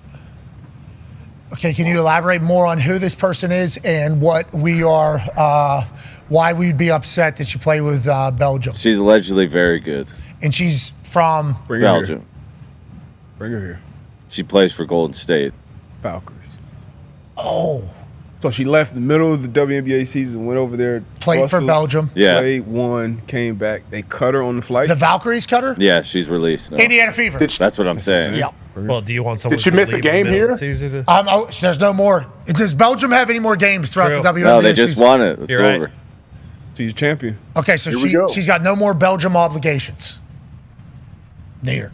Come on out to Indiana. True. She a fighter? We could use another fighter. Sophie. Hell yeah. Did you see her? She won up to 700,000 Instagram followers, or TikTok followers, they said, or a million. After that, One night, overnight. I don't love that the W's doing this. They cut TJ's sister, Megan McConnell, after she got hurt. That doesn't feel right. It's cutthroat league. It is. Yeah. They're also at a stage where I think they need to start turning that thing up a little bit business-wise. I think the time is now. Good luck to them. Indianapolis All-Star Game. Ty will be there. Connor will be there. Gumpy's going there. Actually, I think we will have boots on the ground here in Indianapolis at the W's All-Star Game. I think we might be out of town as a group. Oh, it's the show somewhere? Yeah. Oh, okay. We will find that out. If not, we will have boots on the ground for sure for the All-Star Game. All right, AJ. I hope you have a phenomenal summer Tuesday. We're going to get out of here. Shout out to the commissioner stopping by. Shout out to Q Rich stopping by. Thanks to Glen Powell. Thought we had the exclusive on the trailer. Turns out we did not. Just 3 hours ahead of time. Still want to interview Glenn. Still happy with how everything went. Do you guys want the exclusive trailer and the Glen Powell thing? I think so. Yeah. What an honor. Holy shit. I think maybe. When did you find out it was running? At 9 you saw it pop up? Or what? Yesterday we found out it was going to go at 9 a.m. So I immediately think, okay, so we're dropping this at 8 a.m. then. That's my immediate thought. Just as a naturally. Bingo. Like, all right, you guys are going at 9 a.m. Sweet. We were told this is going to be exclusive. We're going to go at 8 a.m. Then we watched it and we thought to ourselves, let's let the running man do whatever the fuck they want to do. Feels like they've taken care of our guy Glen Powell, and it feels like this movie is going to be amazing. Yeah. So I'm happy as hell we got a chance to do it. But it was under the terms of exclusive trailer with Glen. Good sell by them. If they would have just said Glen Powell, we would have said, you got it. Yeah, sure. Exclusive trailer. That trailer was sick. Great. Yeah. Good cast. We had some of that Tom Cruise stuff too, I guess, and Netflix gave us some exclusive. That's a cool thing if people just want to give us exclusive stuff. Had it with quarterback this week. Yeah, it was like 2.5, 3 minutes long. That was awesome. Lions fans loved it. I was about to say, if I was a Lions fan or a golf fan, like that, yeah. That's a cool opportunity for us though to get that. You know, like that's it. Because normally, if we would have done that in the past, we would have got strikes and sued by all these people. Correct. Sued. I would have got sued by these people. One of the reasons why I wanted to license my show through a network is because like the amount of like bullshit on the back end. Yeah. Hey, photo, which was on somebody else's tweet, was mine. So you own this is worth this. It's like, yes, it'd be nice to have a little backup, in this entire thing. So that's been good. That type of opportunity is amazing that we've gotten to this point where we're able to just run a fucking Paramount Movies trailer on our shit. Tom Cruise's unseen shit on our show. That's outrageous. Crazy. It's a big deal. It's a big deal, man, because that's those people's lives. Like all of that. They're riding on it. And just to speak from the other side of it, like I know what it used to be like if we were to accidentally put some of this shit out, how much they value like the plan and where it goes, how it goes, when it goes, who is allowed to go. It's like I've gotten some hilarious letters from people telling me that I need to fucking immediately take down the picture or the video that we put up, or I'm going to be sued for yada yada yada. And it's like, holy fuck, did we know that there was a? So we just, all right, we're going to power on, I guess. We'll see you in court. And then we get a real one. Shout out to Brett Favre. Shout out Brett Favre. Hey, we'll never forget that. Nope. How about him coming out with Morgan Wallen? Yeah. Amazing. Good pop in Wisconsin. Without a doubt. You hear Brett say, boy, quite the homecoming. Drake was with him in Houston. People are saying his abs. Yeah. What's going on with that? I think he just does only abs. Yeah. How come nobody brings that up? What if he's fully focused on abs all the time? Maybe use that gimmick with the No. Shocks your abs into having them. Yeah. Oh, so 24/7. even when you're not doing abs. Yeah, just because usually, if you got shredded abs, like you got chest, No. shoulders, arms, Like all Ric Flair. kind of fits. Like who? T's and P, Ric Flair, but I think he's him gone through surgery. and I saw that. that was very interesting. Picture. The Drake photo? Yeah. Yeah, he looked, the abs looked very jacked. Shredded. Very, very, very jacked. A lot of people are saying they were fake. Do they have ab Oh yeah, surgeries? ab etchings. They got all Is that right? Oh, is that okay? I didn't know. I didn't know They that can was spray tan them on, reality. can't they? What'd you say? Can't you spray tan them on a little bit? Yeah, you with can some shading? shade. I think you could shade it a little bit. But these looked, I mean, there's like, on the side there. You got Yeah, it could be. That's real. I think he's just doing a lot of abs. Everybody needs to just get off of Drake's abs. Hey, Drake, good work. It's paid off, brother. It's paid off. Morgan Wallen's walkouts continue to be one of the biggest stories of all of country music. How about his tour? Just stadium after stadium after stadium after stadium. That boy's doing it. This is kind of what everybody's into right now. Is Wiz Khalifa start his big tour yet? I believe so, actually. Jelly Roll and Post Malone are hitting stadiums around right now. I They're think in Mark Ohio. McCollum's doing his tour right now. Jelly Roll's in Ohio. They were. I think the 21st. Played Ohio Stadium. It's Yeah. a big deal. He did like Buckeye Country Superfest. He was the main dude. Yeah, it's a big deal. Yeah, I mean, right now is tour season for all these guys. Let's support the shit out of them and get some tickets on SeatGeek to all these concerts. Obviously, SeatGeek is the greatest ticket buying platform on planet Earth and the moon. That's right. Now I've heard we got somebody on the moon right now, but when they start hosting live events on the moon, there will only be one app that you should buy the ticket for that event, and that would be our friends at SeatGeek. SeatGeek gives you what you think you're getting. You don't get catfished, and also they kind of score all the tickets so you know if you're getting robbed or not. 1 to 10, red dot means bad ticket, can get it for a better price somewhere else on the internet. Good means like 6 to 7 to 10. Green light will be in there. Hey, this is a good price, good ticket. They got your back. And right now, use promo code PAT, P-A-T. That's it. P-A-T. Okay. That's You easy. get $30 off any ticket. You can be a return customer or a new user. You're alive, but are you living? Go live this summer. Go see a show. Go sing along. Go make a memory with our friends at SeatGeek. What a time. What a time. Restrictions apply to the $30 off thing. If the ticket's less than $30, you're probably not going to get $30 off. SeatGeek's not going to owe you money. No. It's not good. Not the way it works. But if you're buying tickets to something awesome, which I think you should do, give them as a gift. Yeah. Maybe go for yourself. You don't have to be with anybody. Shout out to Gumpy. Gumpy's been going in these Super Duper World Club Cup games all by himself out there living his life. Use SeatGeek for the Inter-Miami game on Saturday. Probably use it again this Saturday for PSG and Bayern Munich in Atlanta. PSG just kind of smacked around Inter Miami, huh? They got outclassed out there in Atlanta. Yeah, they are no joke. They won the Champions League final 5-0 against Inter Milan, so they kind of beat the shit out of everybody this year. So PSG is the one who's going to win the $100 million Super Duper FIFA club. They're favored right now, but this game against Bayern could be the game of the tournament after Al Hilal, a team from Saudi, knocked off Man City. I saw Al Hilal come in and really do it. They've paid a lot of money to a lot of their players, but Saudi Arabian Soccer League obviously feels legitimized after a big-time win like this? Yes, and allegedly each player got $5 million for winning that game. Okay, so that's just one game, and then you look at the teams that were like Auckland that were in this tournament.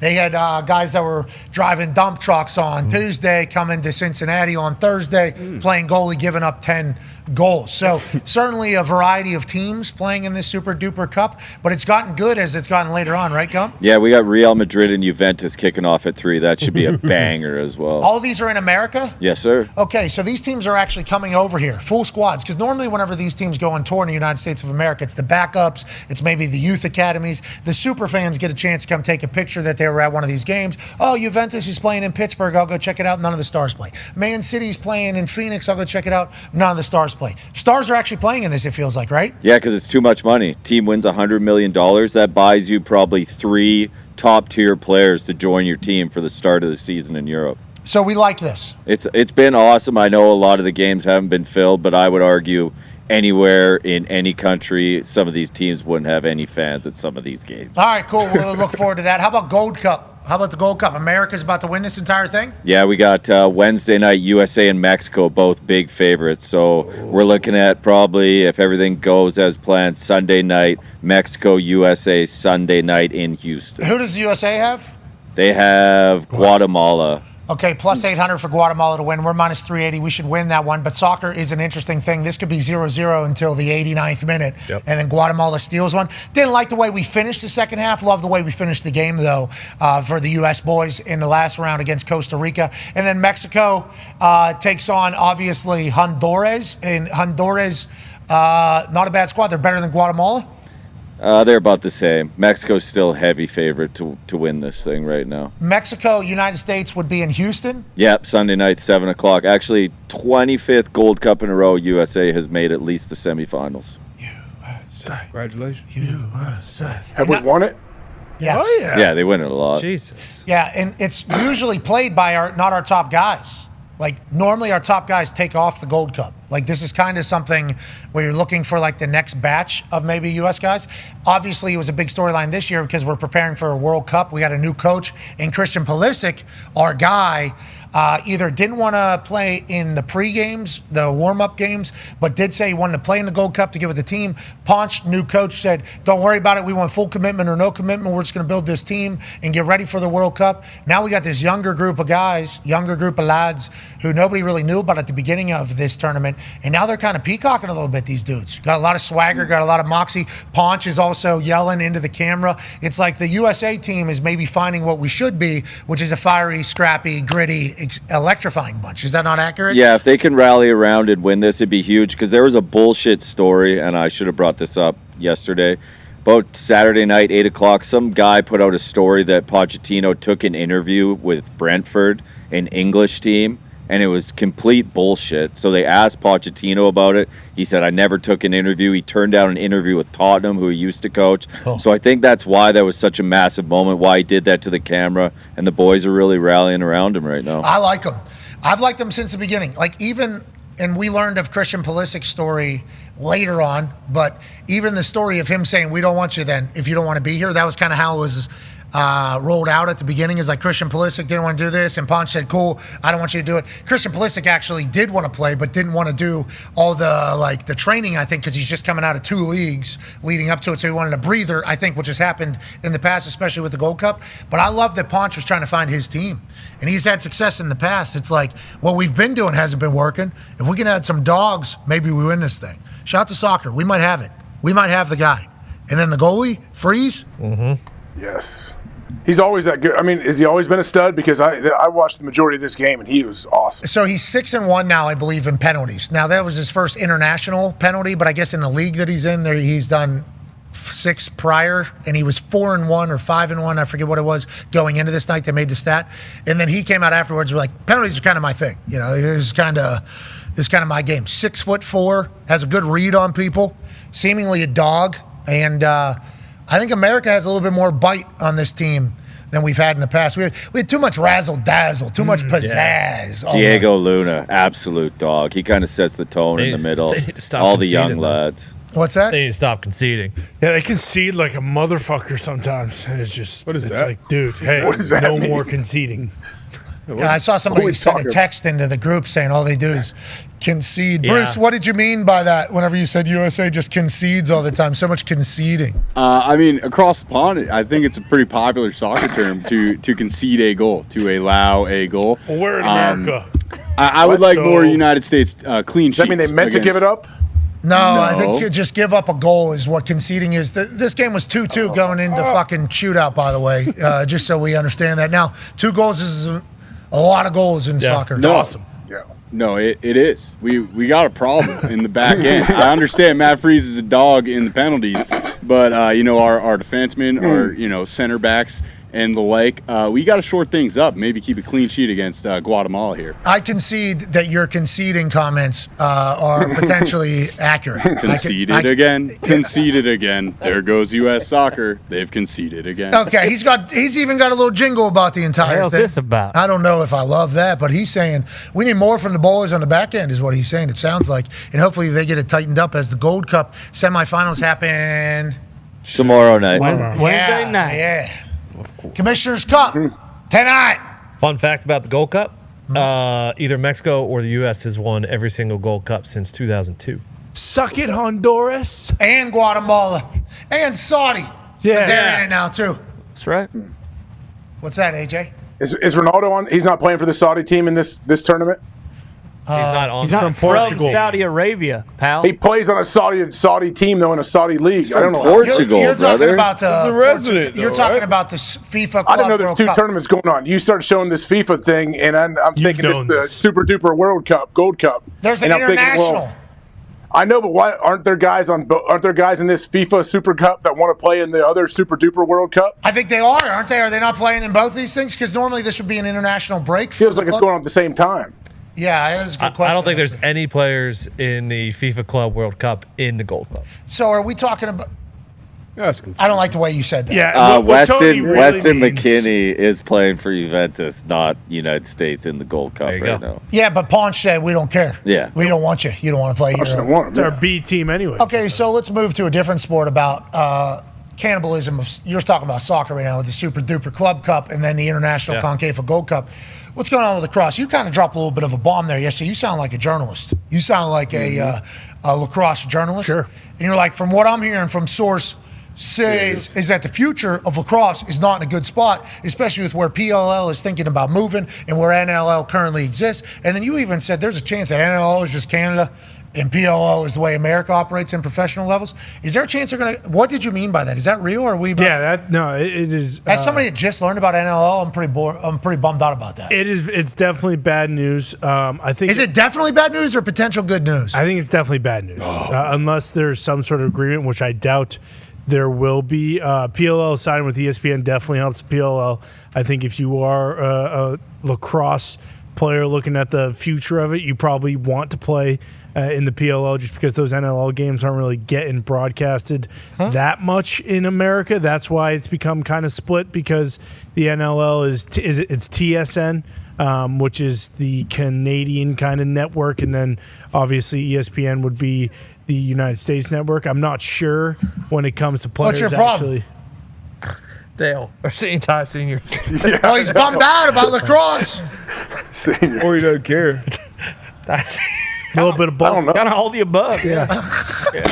At the end of the day, if no matter when lacrosse is played, if it's outside of July and August, people are going to have a hard time caring. If the NLL is awesome and it is great in Canada, but if it's played from December to April or May, whenever it is, no one's going to watch.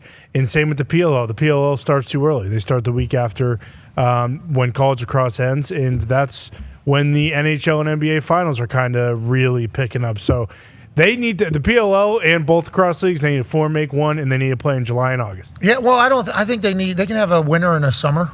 I think they can do that. The reality of it is we're not going to watch in the winter. The thing we don't even watch the NBA. Yeah, but if NLL played on Wednesday, I guess. It's NBA. Like in the winter NBA, I'm pretty sure Wednesday nights are NBA on ESPN, but like it's the NFL season. And the Wednesday night, if it's the choice during the winter is Wednesday night NBA with, Cooper Flag or LeBron and the Lakers, and then the Redwoods versus the Chaos, I just don't think. It's tough. It's tough. And I love lacrosse. That's a pretty easy choice. I love lacrosse. It's just the reality of the situation is the open months in sports are July and August. And if you have a professional league and you want to look at the big three. The big three, they play all of July and August because they know that's when it's open. I'll tell you, I love the NLL though. Like, I really enjoy the way their sport is. I enjoy what it is. I fear that it's play at like 3 p.m. or something. Yeah, Somehow like a matinee offset it. or a daytime game. Yeah, I was thinking about that as well. No primetime games, but maybe in the morning. Maybe do a morning. Yeah, I'd wake up and watch. That'd be cool. Yeah, well, you wake up 8 a.m., game's on. Why not? Korean baseball. Get my coffee. Oh, you wouldn't.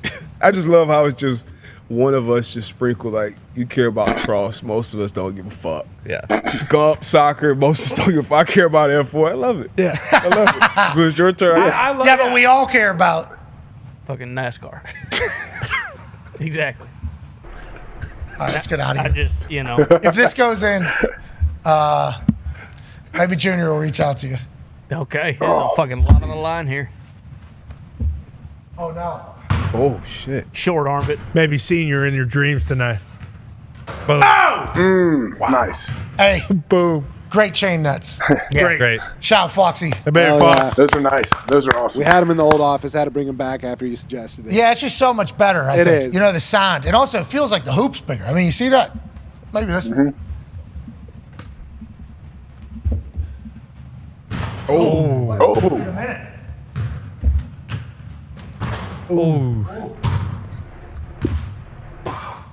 Hey! Oh.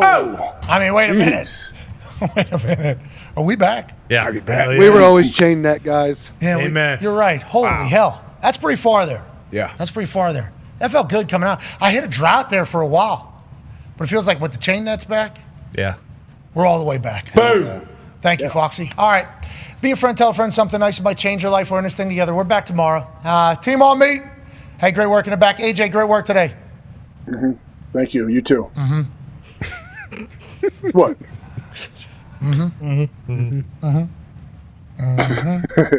You weren't asking me to expound upon it. Did you guys see the Yin Yang twins? Was that really? So that was real? Was that SeaWorld that I said? I didn't know SeaWorld Still was got real. it. I got questions. Tell you there was something you might like to hear. You might have to say that Sweet. about any ass. The crowd was in. Mind if I touch it and see if it's so? Now I'm just saying, let's just say I can. And I'm known to be a real nasty Did I see man. an orca twerking? I don't. Did they rent that out for a concert? Because I was looking, there wasn't a lot of kids in the stands. No. And I saw, The adults were into it though. and I saw some real twerking going on out in the crowd. It felt like people were really doing it. I didn't see a lot of dancing from Ying or Yang. I think he was kind of more of a stationary performer, but that run was awesome. I'm thankful I was alive during all of that. Oh, yeah. Hell yeah. Let's have a Yin Yang Twins afternoon. Boom. Into the evening. Bingo. Let's remember that we're allowed to bring the juice like little John and Eastside boys. Okay? Let's have a day. We'll see you tomorrow. Team on me, team on three. 1, 2, 3, team. Goodbye.